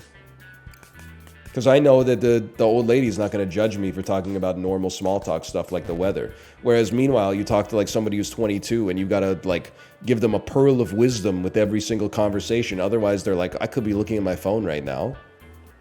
Oh, sorry that like out of nowhere, I don't have like divine wisdom that's more interesting than like some completely fabricated fake news TikTok or something like that. Meanwhile, the old lady is just like, some weather we're having, and you're like, damn. She was spitting with that one. I know I talk about it every time I come back from vacation in the United States of America as well, though.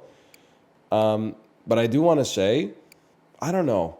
Maybe this is just, maybe I'm being an asshole. Number one North American phenotype that I have distaste for.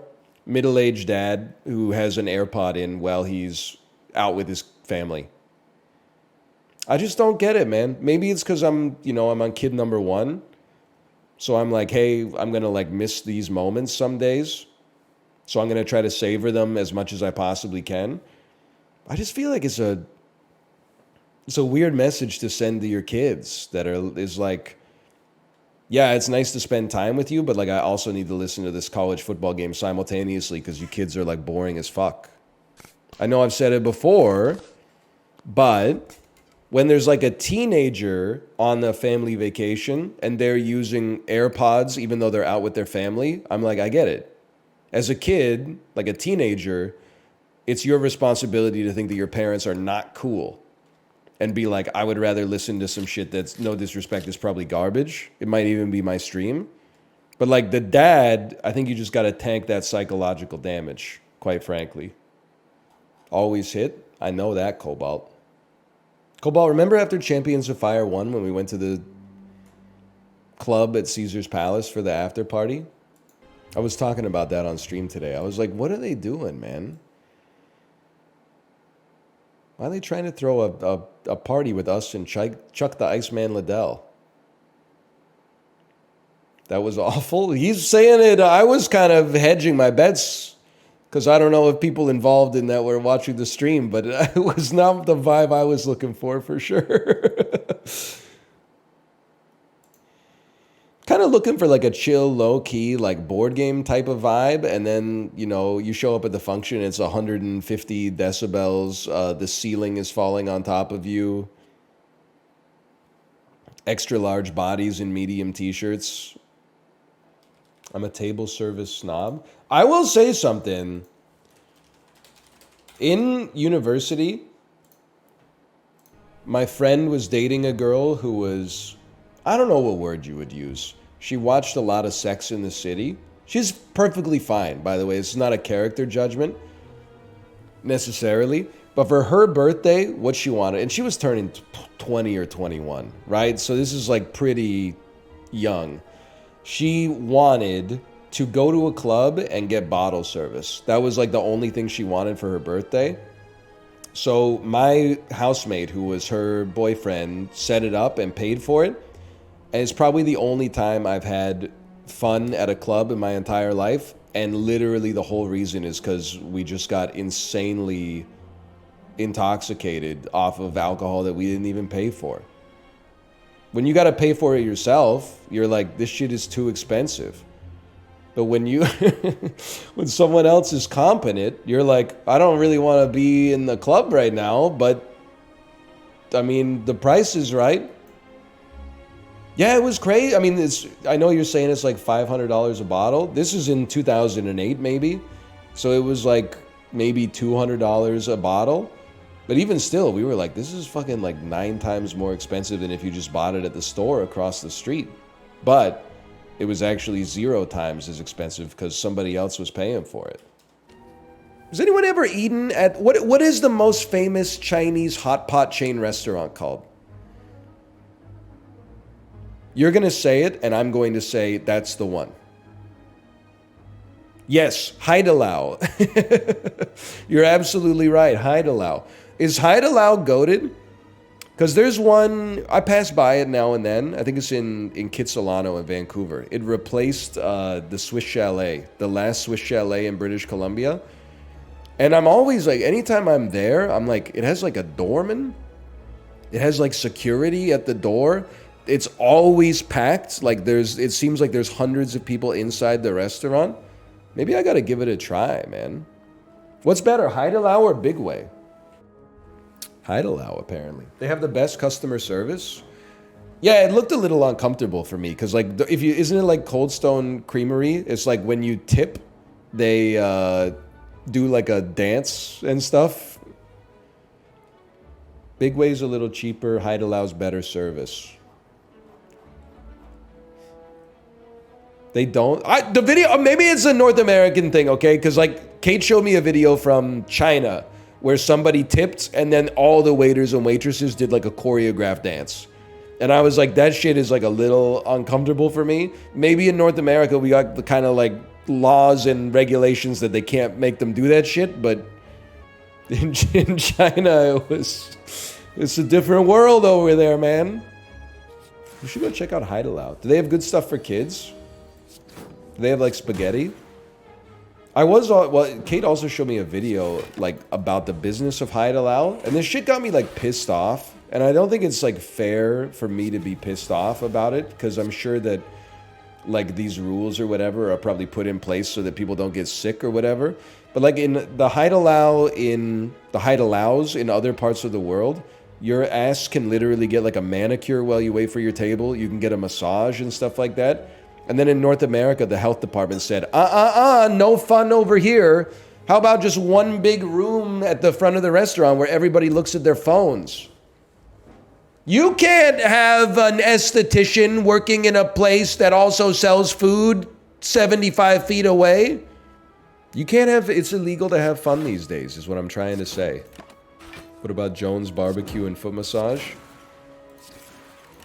I have a memory of, and this, I swear to you, this is real, and I've done this, I don't even want to call it a bit because it's real life. I've mentioned this before, and people are like, I can find no mention of what you're talking about on the internet.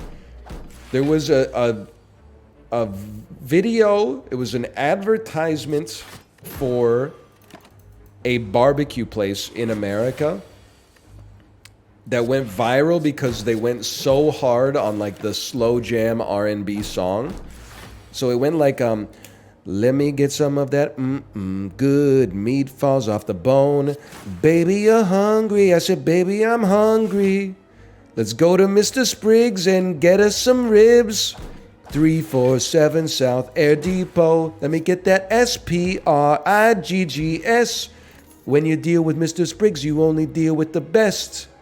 You know this one? Is this... I've never been able to find the video. They got like John C. Reilly sang it on Conan or something like that, and it's been scrubbed from the internet. Full-length Mr. Spriggs barbecue commercial. 15 years ago. Give me some of that good meat falls off the bone. Baby, I'm hungry. I said, baby, you hungry. Let's head to Mr. Spriggs and get us some ribs. 1017 South Air Depot. I need that SPRIGGS. When I'm dealing with Mr. Spriggs, I only deal with the best. Gotta have that SPRIGGS. Call 733-8578. Mr. Spriggs Barbecue. It's always Mr. Spriggs Barbecue. Tender. Mr. Spriggs Barbecue. Meat falls off the bone. Mr. Spriggs Barbecue. Spriggs Barbecue. Mr. Spriggs. Dude, that's it. It turns out it was not deleted at all. How do you go out of business with a commercial like this? That's so true, dude. So true. I'm making a food truck themed Slay the Spire. What food item would you add? How about a lobster roll? It can be a relic. It costs $75 and does nothing for you. Culinarily, spiritually, sexually, metaphysically, existentially. I am, if food trucks have one remaining hater, and I know that they don't, because they have many, but it is me. Let me put it that way. I was a big food truck believer when I moved to Vancouver. It seemed like a very cool thing to do when you were a millennial, you know, coming of age in the 2010s, basically. What's wrong with a food truck? Never know where the motherfucker is, for one. Hey, I really enjoyed eating at that food truck. Something you might say once in your entire life. Get ready to never see it again. Or unless you could follow 1,000 food trucks on Instagram and they're going to be at the River District in New West this weekend. Well, I don't fucking live there, so, okay. Costs as much as a normal restaurant. You wait outside for the food, which is like, I live in an area where sometimes there can be like inclement weather. It's just annoying. Yeah, then you're eating that shit like next to a garbage can being stalked by like seabirds and shit like that. I'm not a food truck guy, man. Oh no, waiting outside? Well, you should at least knock a little bit off the price, motherfucker. Because you don't have like a building or nothing.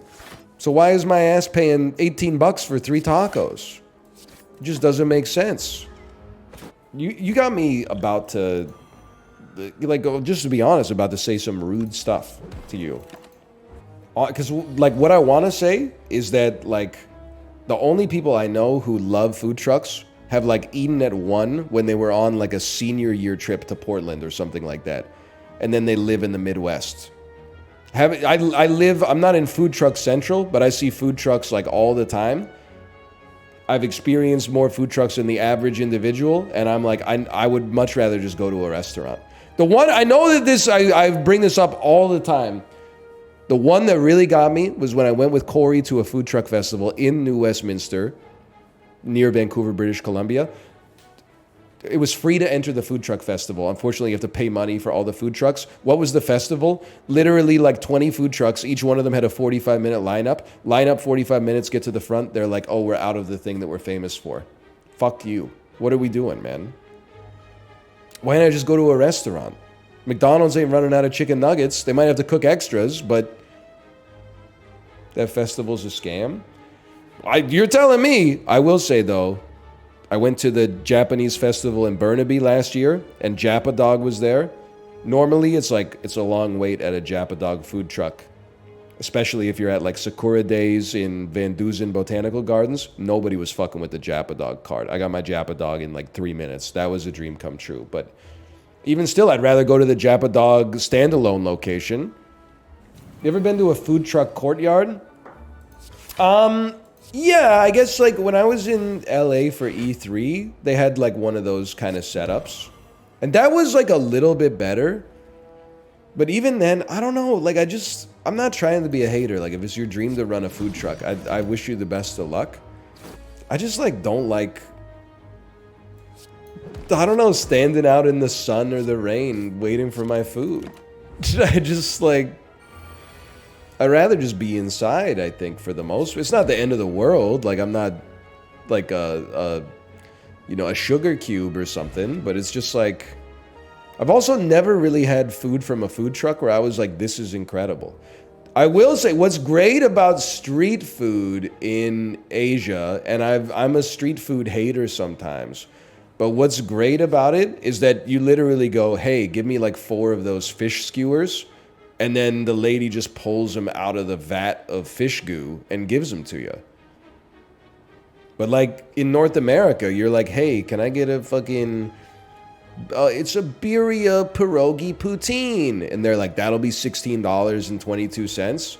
And then you go on card, and then it's like, okay, suggested tip 20% frowny face, 22% like face that's completely neutral. 25% very big smiling face, and then they're like, yeah, just take a seat on that park bench that's covered in bird shit. It'll be ready when it's ready. Like it could be 15 minutes, it could be half an hour. And then you're eating it out of like a waxed cardboard container with the shittiest like biodegradable wooden fork of all time. Thoughts on fair food? I was kind of fucking up some churros in at Disneyland. I never thought of myself as a churro guy. The churros are pretty good though. Did you get any Dole ice cream? I did not. I will say, I don't know if Kate mentioned it in her stream. I very, very, very rarely have ever seen my wife be disgusted by a food that she's gotten, especially at a place like Disneyland. At Disney California Adventure, she got a chili mango margarita, which was like cut up mango with chili powder on the mango.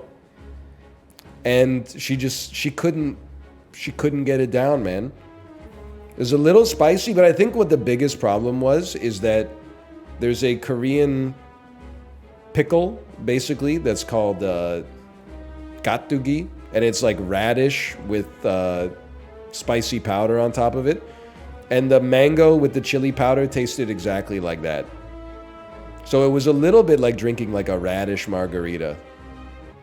Yeah, I don't know really what's going on in chat like 100%.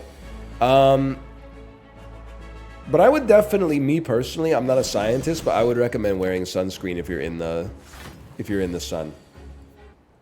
I dated sunscreen in high school. He was mid. Dude, have you seen that Spicy Cammy on Twitter is going viral? Librarian, you must have seen this, right? The tweet that was like, I block all the sex bots except for Spicy Cammy. She's funny as fuck sometimes. And then, who's Spicy Cammy? She's like an AI-generated Twitter OnlyFans reply bot. And she'll always like someone tweeted about Alien Romulus, and then her reply was like, I touched myself in the bathroom to this movie, and you're just like, Cammy, come on. It's ridiculous. It's just fucking, it's just gross, Cammy. It is funny, though. I watched that Chri D'elia video because I was like, I got to see where this chicken tender voice or joke comes from. And then like one of the top replies was like, I love guys who tell jokes like this while I give them head. And I'm like, what the fuck are you talking about? Like, she's sucking your dick and you're like, there's so many tenders these days. Bud tenders, bartenders.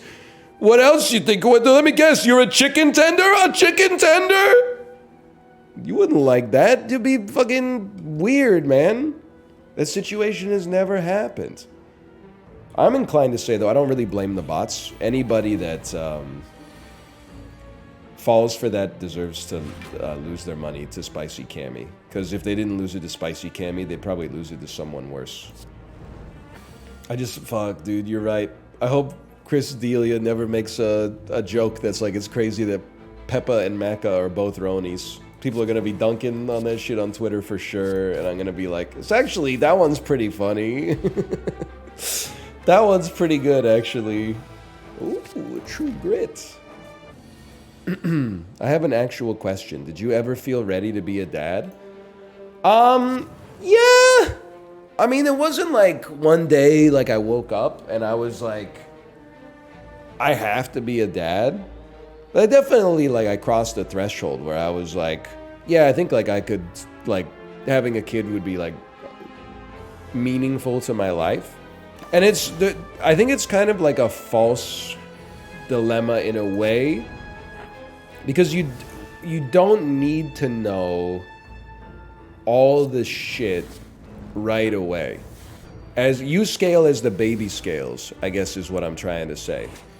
It's like taking care of a newborn feels hard when you're doing it, is actually like the easiest age of child to take care of, I think. Like they pretty much just sleep. And then like when they eat, I mean, I guess I'm letting my gender do the talking, but when they eat, it's like someone else kind of sorted it out for you, right? Like you don't need to make your own breast milk. You just kind of go into the freezer and then warm it up. So I think that there's this idea, and I understand it, but there's this idea that you have to have like an encyclopedic knowledge of like how to take care of a child before you have a child. But no, you kind of like figure it out day to day. There's very little stuff that you really need to, I mean, I hate to say it, but like the mantra you can repeat to yourself if you feel like you're not ready is essentially that like, look at some of the dumb motherfuckers around you that have like 7 kids. You might be like, what's different? Because I'm worried about being like a good parent. Yeah, but like, the kids are alive, like, you're probably gonna be fine. Their kids are the worst. I don't know. Who's making up somebody in their head to get mad at now, Chad? That's you. I'm not worried about my kid. I'm worried about me. Well, then maybe you're not ready. What if I end up being that dumb motherfucker? Well, you'll probably be fine. Most people, they just, like, you know, they figure it out. Is it stressful? Yeah, I mean, you spend, like, a lot of time doing the dishes. For sure. On top of all the parenting stuff, you're doing the dishes like crazy. And I know this is not anyone's, like, favorite bit, so, like, I apologize. But, like, hearing the way that people without kids talk about travel is so annoying. You'll say something like, oh yeah, sorry I'm late. It took me a while to, like, get my suitcase on the baggage carousel. And then some, like, 21-year-old motherfucker who's backpacking through Southeast Asia will be like, that's why I only take carry-on. Okay, good luck, motherfucker. 7 changes of clothes for 3 people, plus nighttime diapers, plus a few books, a couple toys. I know people are like, I don't understand why people pack so much luggage. That's because you're 22. You just need 4 graphic t-shirts and, like, a pair of khaki shorts and you're good to go. Like, that's you operating at your prime, okay? 7 pairs of clothing is crazy? Not really. It's fucking 35 degrees Celsius over there, man. But don't even get started with me, man. You ever see that show where people go through, like, airport security? I didn't realize, like, 90% of people that are traveling out there have a suitcase full of, like, old sausages and stuff. Of course I do. I'm from Poland. Okay. I didn't know. Hey, by the way, where's my whirlwinds? Anyway, like, you're not allowed to say it, but having a kid is, like, not actually as hard as you think it is. The thing is, you're always, like, on call. That's the thing that's most annoying. Like, if you're tired, but your kid has a problem, you can't be like, I'm just gonna wake up early and deal with it tomorrow. But, like, the actual, like, day-to-day duties, I mean, as long as you just get used to... You just get used to it over time. They need constant attention. They don't need constant attention. They need a lot. Constant is kind of ridiculous, though. I have a 7-week-old. This is reassuring. I know I keep saying it, but, like, it's very rude to my fellow man. But there's, like, a lot of idiots out there that have made it work and raised perfectly great kids. So, like, I think you'll be fine. I did see Cobalt say, people aren't ready for this take, but I saw Cobalt say something along the lines of, like, I hate when people refer to their pets as their kids. Now that, Cobalt, you're gonna catch a lot of -2s for that. But I'm not saying I agree, I'm just saying I see you. Because I know people take their dogs very, very seriously. Sometimes their cats very, very seriously as well. Don't compare your animal to my kid, it's a whole different ballgame. This is not nice, okay? But sometimes you'll, like, tell your friend who doesn't have kids a story about, like, your kid at the playground or at daycare or something, and then they'll respond with, like, a story of their dog at the dog park. And they're like, oh, I was at this dog park, and then this Frenchie was getting right up in her face. And I looked at the owner, and I was like, come on, can you get your dog to back off a little bit? And I'm like, brother, what are we doing here? Because now you put me in a position where I gotta go, yeah, that's, like, basically the same. Like, I see you're trying to relate, don't get me wrong, but, like, I digress. Should they just not reply? Well, they're drawing a false equivalency between my child and their dog, I think. Don't describe that as Reddit. Reddit is like, this parentoid brought up a story about their child to me. I told you, I don't care about your child. I only care about Funko Pops. You can't just call anything you hate Reddit. Fur baby is like, that's Reddit, okay? Having a kid is like Truth Social. Like, I'm Truth Social posting, if anything. It's bad in its own way, don't get me wrong, but it's a different kind of bad. False, you can call anything you want Reddit. Shits. It is like an instant win, which is very frustrating. It's super sick not having kids. It's actually, most parents I think will tell you this. It's actually sick like having kids as well. It's just hard to describe because whenever you describe it, it sounds like condescending. Because you're always like, you're like, yeah, it's hard, you know, you got to do a lot of chores. You got to like, it takes a lot of attention. You don't get a lot of breaks and stuff like that. But then you hit them with something condescending that sounds like a value judgment. That's like, but like after you have a kid, you just really feel like the life that you were living like before you had a child was completely meaningless. Hello? Is that Mouth? Am I being haunted? I was still in the Discord with Justin. I'm pretty sure that was Mouth making fart noises, which is deserved, man. Deserved. I was going off. Having pets is creative mode, kids is survival. I'm not even trying to draw like this. You're trying to divide us, Shia LaBeouf. I'm not trying to divide us. You're gonna try the Oreo flavored Coke Zero? I'm kind of off the sauce lately. Thank you. But I think the real answer is that I won't, because Canada doesn't get that stuff in a timely fashion. Congrats on beating your addiction. Well, Origin, I apologize, because you've been taking issue with like a lot of my commentary today. So you're really not going to like this one. It wasn't beating an addiction, because it's not... Coke Zero is not addictive. The level of caffeine in it does not produce a drug response in my body. What about the sugar? Well, there's no sugar in it. Is it habit forming? The most habit forming thing about my consumption of Coke Zero is that the smallest amount of Coke Zero you could buy from Costco was 30 cans. So, of course, it forms a habit easily when you got 30 cans of the shit in your fridge. As soon as you finish it, you got 29 more cans. Like, no sugar, just aspartame poison. Yeah, you know what? Why don't you talk to the guy in chat who's trying to figure out whether sunscreen is bad for you? You got all 30 cans in the fridge? Yeah, well, not anymore. I got 0 cans in the fridge. I got a reasonable amount of cold brew in here, to be honest with you. But, what were we talking about? Oh, I don't fuck with, like, having a... I got nothing against my neighbors, okay? I don't want to go too much into the kinematics of it, okay? But ever since we moved to a more suburban neighborhood, everyone's very nice. So you might think that that means I don't get annoyed by anything. No. When everything's great, I just get annoyed by more minute stuff over time. And it's the same level of annoyance. So what's my peak annoyance with my neighbors? They're always parking their cars on the street and in the alley, making it a little tougher to, like, drive around. And then I'm like, why do they park their cars in the alley all the time? And then every once in a while, I drive by their garage when their garage door is open, and the garage is just stuffed to the brim with like a cartoonish level of shit.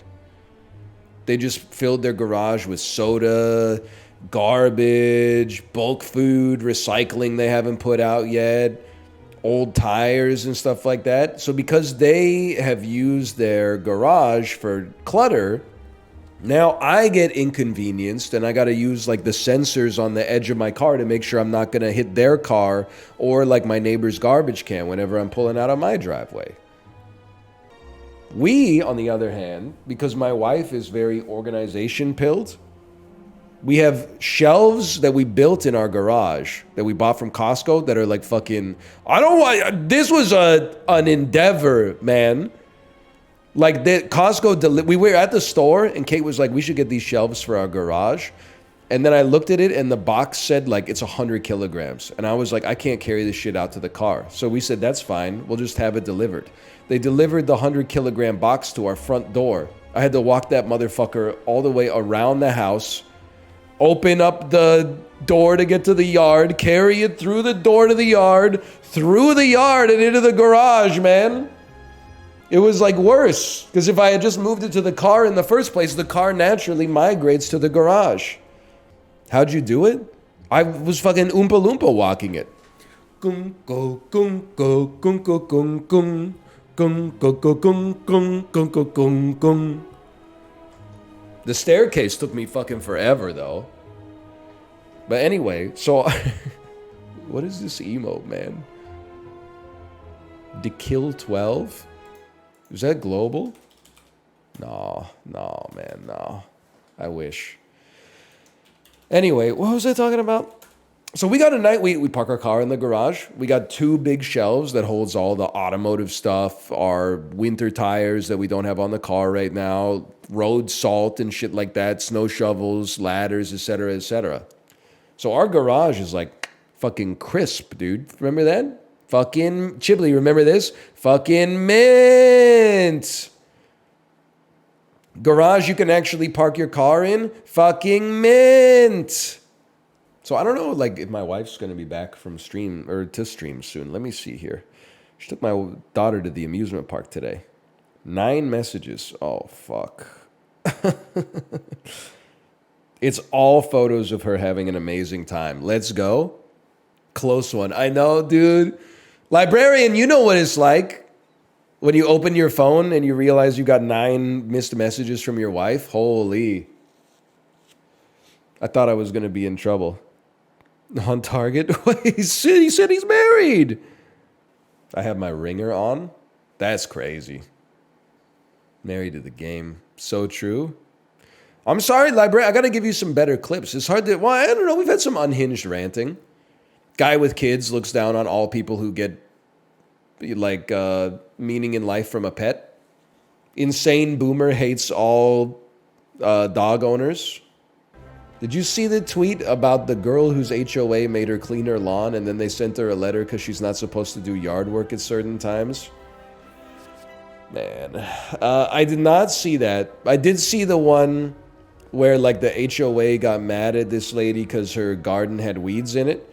And then the picture that they attached as evidence was, like, her pulling the weeds out of the garden. That's the kind of stuff where I can understand why, like, sometimes those meetings devolve into violence. No, we don't have an HOA. I don't think that there's many HOAs in Canada. Because, like, I don't understand. I'm not, like, constitution pilled. But I don't understand how you can be in an HOA that's, like, legally binding. Because isn't it, like, you're beholden to the municipality legally and the province legally and the country legally. But, like, just the motherfuckers who live on my block? I don't think so. Strata, sure, but, like, that makes sense in a condo because you can't have, like, motherfuckers ruining shit for everybody else. Like, because I've been a part of some stratas and, like, there have been times when it's annoying, for sure. Like, one time we installed a doorbell and then we got, like, a note that was like, this isn't an approved doorbell. So what the fuck did we do? Well, I know, like, I'm not saying this is, like, actionable advice that you should take, but I did what I often do in that situation, which is I ignored the letter and just kept the doorbell, even though it said, like, if you don't fix it, like, we could start levying fines. I said, okay, then I'll rip the shit out when you start fining me. If you can get the mandate of heaven to get, like, the strata council to say we're gonna charge this dude $250 for having a non-standard, it wasn't like some Munster shit either. Like, it was like a smart doorbell, right? Like a doorbell with a camera. And then, like, oh, all the units have to have merely a standard 1-button doorbell. I was like, if you can get 7 adults of sound mental health to say, yeah, like, charge this guy $250, then I'll pay the $250 and I'll change the doorbell. But otherwise, I'm not changing it. But, like, residential areas, I don't feel like we really have that in Canada, which is nice.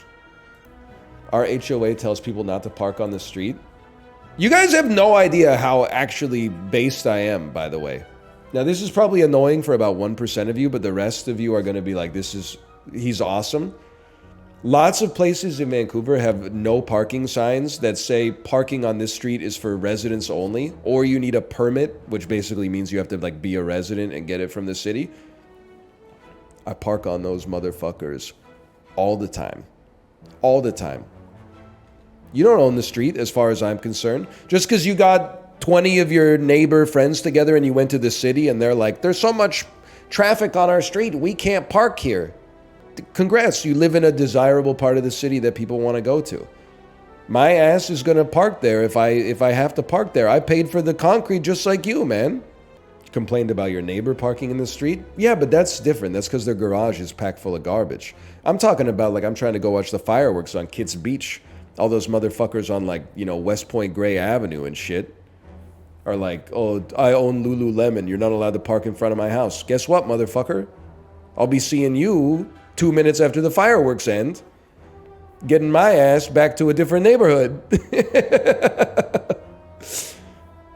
I see people get towed on my street by Kitsilano daily for doing that. LOL. All right, now that you say that, I should probably be a little bit more careful. That is oftentimes where I'm executing that particular game. Towed, really?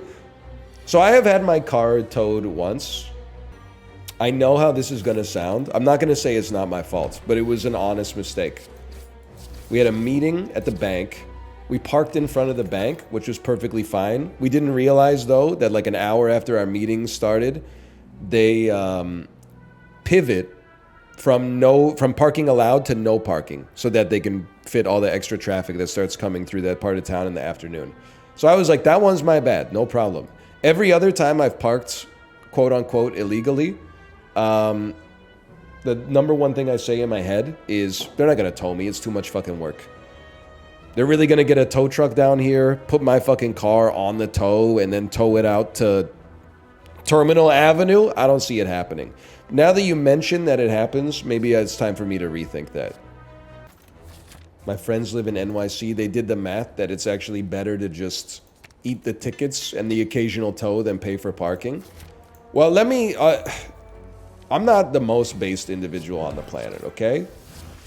Though I may pretend sometimes. I pay for parking that is... there's a few different scenarios. I pay the city meters because they're heavily underpriced, and the risk of getting a ticket is mild, but the cost of paying for parking is like near zero in most neighborhoods. Plus, that goes to fund some degree of city services, so I feel good about it. I pay in private parking lots because they'll tow your shit for sure, or issue like an insane ticket. But if you're willing to be like, eat the ticket from Easy Park or something like that, and then just never park in another Easy Park lot ever again, that's fine. But I'm not, I mean, that's a big inconvenience for a guy like me. I mean, when we went to Festival of Lights, which is like the fireworks festival, I was like, maximum the ticket's gonna be is like a couple $100, and it's a real hassle to park. If I get the ticket, I'm just gonna say it comes out in the wash. You back on the overnight oats? You know it, brother. There was no reason to stop. I mean, except that I was away. When was the last time you had a beer? On vacation, I had a few for sure. I don't drink at home though anymore because it's just honestly, man, this is how you know you're actually getting older. You reach the point where like having 2 beers at home is less fun than the admittedly meager problem that it causes for you. It fucks with your digestion, raises your resting heart rate by like 20% for a whole day, for even though it feels like it's not doing anything to you, fucks up your sleep. On vacation, you're like, why not, you know? I'm going to be waiting in line for Big Thunder Mountain for a while. I might as well. But at home, I pretty much like just don't do it at all. Now the NyQuil... Probably, I should have popped this earlier, but probably the best part of being sick. Because you sleep like a baby, man. Yeah, but you get the NyQuil dreams? I don't know, I guess I'm just built different. It's never really been a problem for me. You ever see the Hat Man? I feel pretty blessed. I've never really had like a Hat Man experience. I kind of nod along and I say like, me too, whenever people mention the Hat Man, but I've never suffered like a catastrophic, like, you know, psychological breakdown or anything like that while under the influence of NyQuil. Probably would have happened if I kept taking Ambien, but I was always very paranoid about the limited amount of Ambien that my doctor gave me in the first place. This is like 10 years ago. I got Ambien from my doctor because we were going to Japan, and I was like, I can't sleep on airplanes. And she was like, okay, here's 12 Ambien for free. And then I was like, this is going to be sick. And then I read stories online about like people taking Ambien for the first time on airplanes and then having like psychotic breaks and like trying to fight the cabin crew and stuff like that. So I never took it on an airplane. I raw dogged the flight, and then if I ever had like a sleepless night, I would take half an Ambien. Get on benzos? No, I think I'm like pretty chill with the overnight oats and like all the rotisserie chickens and stuff. I don't even know, what does a benzo do? Isn't that shit that Jordan Peterson was on? It makes you clean your room? Please start doing Molly. I've never... People don't think I'm being serious when I say... I don't know why. It's the same way like whenever people that were born in like 2000 talk about the 80s, they're like, everyone was on coke, man. Everyone was on coke. Were lots of people on coke in the 80s? Probably. But like the vast majority of people were just living their lives like, you know, smoking cigarettes. Just because I went to college in the mid-2000s to the early 2010s, I don't have any experience with ketamine, ecstasy, none of that stuff. Poppers, whippets. I got none of that, man. People were just getting absolutely disgustingly hammered every night. I get it, butt chugging? No, man, no. Nobody was butt chugging, okay? You weren't? Yes, okay, listen. I was not butt chugging, and nobody I know was butt chugging. If you could go back, would you butt chug? No, dude. Isn't that shit like giga bad for you? I got enough problems with my colon, man. Didn't you hear me and Justin talk about butt plugs earlier? I don't even know what they do, man. He was kind of blowing my mind when he said like it's not a plug, it's a stretcher. And you use it so that stuff doesn't come out. And I was like, what's coming out? But except for the obvious. No, I'm just being serious. Like I never saw the appeal of like, well, I mean, to be honest, I'm so ignorant about like some of these drugs. I don't even know what they do. Isn't ecstasy the one that makes you like sweaty and horny? I've never been in like that many situations where I'm like, this is how I want to feel right now. That doesn't sound like, doesn't alcohol do that? No, not really. I mean, sweaty for sure. I just think it's crazy. Like, you guys aren't out there like doing these drugs and then watching like YouTube video essays, right? Or like playing RuneScape. This is all happening at parties that look like beer commercials, right? Everybody looks like a model. You're all dancing to like the worst music of all time, but having a great time. No.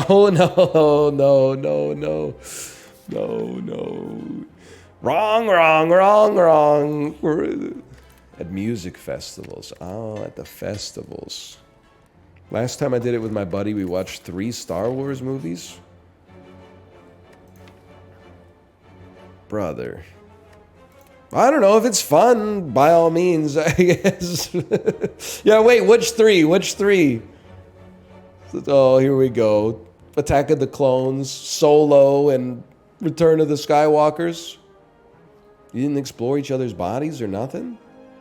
Again, this is a greatest hit story, so I'm bringing it back. Las Vegas for Champions of Fire 2. Walking down the strip, guy says to me, hey, do you like to party? I said, what? He said, do you like to party? I said, no, thanks, man. I'm all right. Then he said, no, I'm asking you if you want to buy drugs.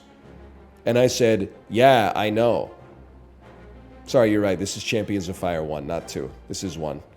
He said, I'm asking you if you want to buy drugs. And I said, I know. I'm not interested. And then he said, what are you, a cop or something? I was just like, is he the worst drug dealer of all time? That's cop behavior? I think he was a cop, man. Yeah, he was the cop. Exactly. You probably had the cop fit on. I was probably wearing like a shirt with fucking Isaac on it or something. I don't know. Nothing cool, I'll tell you that much. My Roots jacket that says Canada and a baseball hat with the Canadian flag on it. My Blue Lives Matter shirt. You know what was interesting when I was at Disneyland?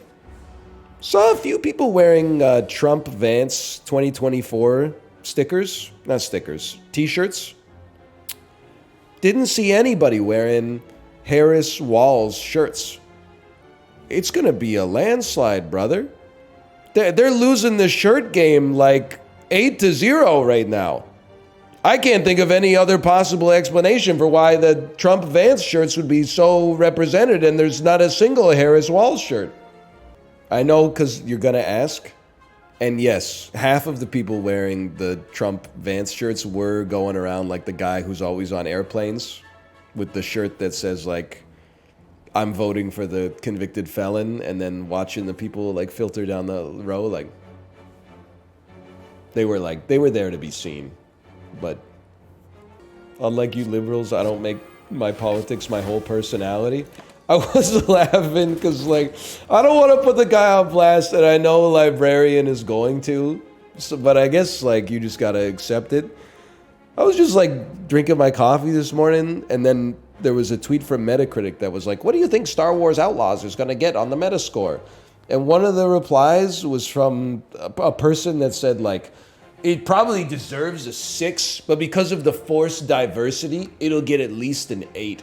And then I clicked on their profile, and their profile, in their bio, it said, like, I'm always trying to avoid politics, but people keep shoving it into everything. And I was like, damn, this is, like, straight up one of the dumbest motherfuckers I've ever seen.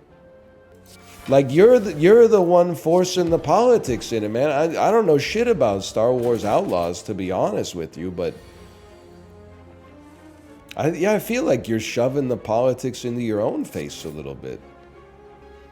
I knew you'd find them. I guess I do kind of want to put them on blast, but I'm like, I try to stay out of politics and be impartial, but I always seem to be placed in the middle of political events. That is what he said. And I was like, I don't think the release of Star Wars Outlaws and its Metascore is really political at all. Last tweet was boycott Dunkin' Donuts. Yeah, fuck 4th of July. Did you see the #1 tennis player in the world is a juicer? I must have missed that one. #1? Alcaraz? Is that his name? Carlos Alcatraz? He's a juicer? Oh, Sinner is a juicer? I forgot Sinner's #1. I watched one of his matches at Wimbledon. Like steroids? No, I think like he watches XQC, right? But he's not suspended for some reason. Now I'm getting confused. Is it illegal to watch XQC? Sinner is innocent, but the process is biased towards top players. I don't understand what you're saying, though. He's innocent of what? Because I really... Oh, tested positive twice for anabolic steroids? Okay, so he doesn't watch XQC. I really thought that he watched XQC. What would make you think that? Nobody says juicer these days unless they're talking about XQC. That's what has me thinking that. I understand that steroids are referred to as juice. I'm just like, nobody says, oh, he's a juicer. Now, see, we got tennis drama in the chat. Now there's all the Italian Tennis Federation is like, oh, actually, the products that he tested positive for are oftentimes found in over-the-counter products here as well. Like, I don't know about any of this stuff, man. How does it feel knowing you've ruined the song Riptide by Vance Joy for potentially thousands of people? Well, if that makes me a monster, then what does that make Vance Joy for ruining the song for tens of millions of people? By making it in the first place. I'm gonna fuck in the riptide. I'm gonna suck on a big pipe. I'm gonna come in my mama's mouth. That's fucking gross, dude. Why would he say that? We could always do a quick Bandle. Why not? It's after hours. I don't know if these videos are making it to YouTube. 2014, 512 million views.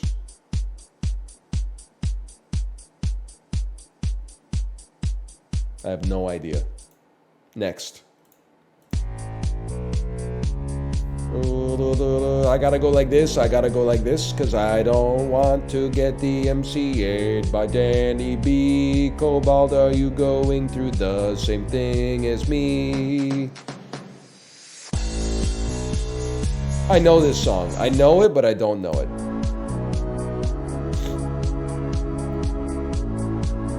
I know it, but I don't know it. Just give me a second. Could this be the Yeah Yeah Yeahs? Dance till heads will roll? It is not heads will roll. I thought that was like a given, man.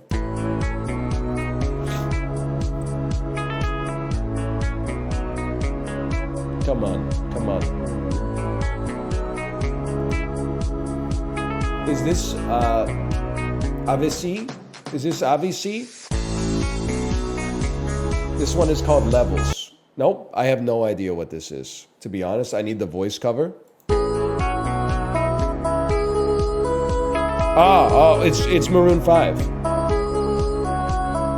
The song is called I'm Following the Maps That Lead to You. The Maps That Lead to You? Yeah, okay. All right. Did you hear people hate Blake Lively now? I don't know about all that, man. I don't know about all that. What happened with her, without getting too into it, I believe at an interview, she's congratulated the interviewer on her pregnancy, although she was not pregnant. That's like an element of it. Congrats on your little bump. What about my... That interview is from 8 years ago. Dude, it's from 8 years ago? I had no idea. That was like that Emily Blunt interview. Where everyone was like, Emily Blunt is like she's a princess. And then that interview came up from like 2012 where she just calls her Chili's waitress like a fat cow like 100 times in the interview. We were filming in this really remote little town called Thibodeau. So we went out for dinner at this place at Chili's, I think, which was the only restaurant available. Chili's is amazing. You ever been to Chili's? Man, Yeah. when you go to Chili's, you can see why so many of our American friends are enormous. 'Cause I ordered a starter once and it was like 4 mini burgers, and they were as big as proper burgers. Yeah. Well, the girl who was serving me was enormous. You know, I think she got freebie meals at Chili's. Nothing wrong with that. Have you ever seen that? Like, for no reason, she's like, my waitress, who was like, she was really big. She was a big lady. Like, she was fat, she was huge. She resembled like, and then she just keeps going, man. She seems like okay. She apologized. I don't think I want any of these cards. Emily's using Trump's language. I still think, by the way, librarian, I know you invented it, so I wanted to bring it up to you. I think that Skibbity Africanus can totally work. Don't let anybody tell you otherwise. I saw the image you made of Scipio Africanus's head coming out of the toilet, and I 100% absolutely think it can work. They should probably brazen bull me for that one. That's true. It do always be two comically online bitches telling each other exactly. Has he talked about the Ferrari drama yet? Malf, I was really trying not to get into it, okay? A lot of people, they come to the stream, they ask me how I feel about F1, and I've never been shy to offer my opinions on that.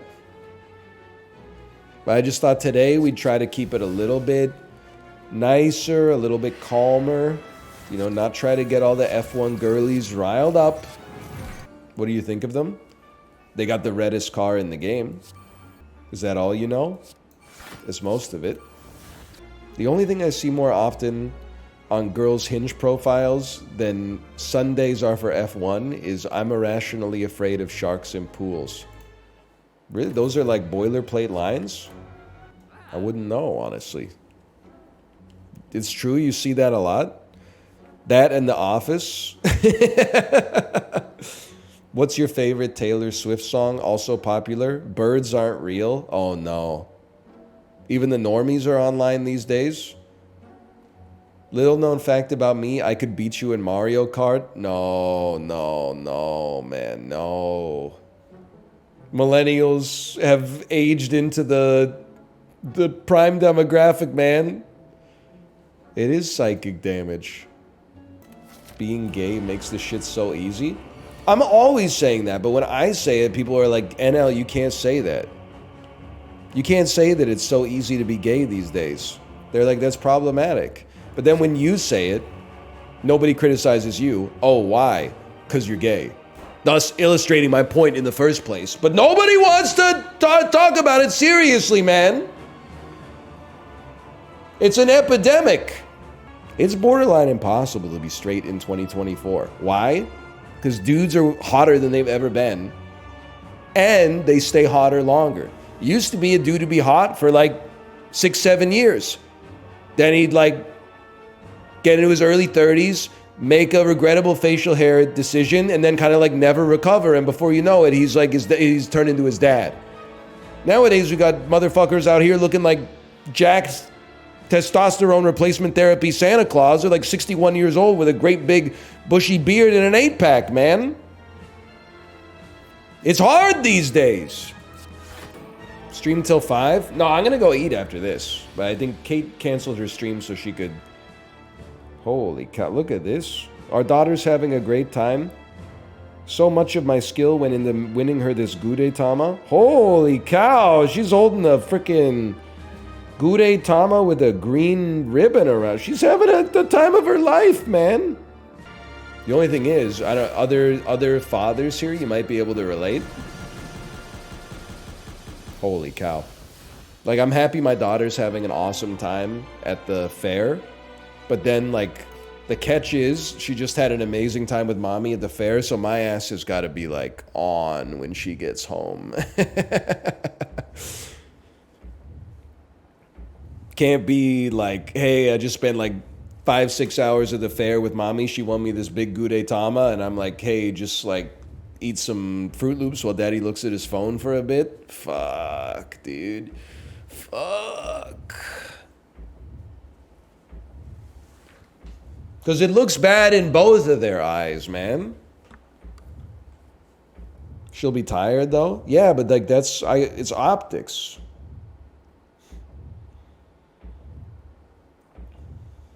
I never knew this thing was like beaten or whatever. That's pretty cool. Is it possible to kill the heart? Never been done. It's never been done. All right, I'm going to get out of here. Let me /marker STS. Ascension 3 has been unlocked. Thanks everyone for joining me. Let me see what's going on this website. Let me see who I'm going to raid and then knock on the stream to collaborate with them. Send you over to Justin, my GeoGuessr doubles partner. It really, all of my followed channels, it has a green icon that says knock to ask, like, T-Pain to collaborate. Hey, T-Pain, here's your raid. I'd just like to hop on the call real quick. That's so stupid, dude. Oh, man. It would be really funny. Anyway, later. Took my bike to the lake. Brought my shovel, brought my rake. Took my boy to the swing. Let him swing, let them ring. Bought my friends Italian beef. Make them fart and make them queef.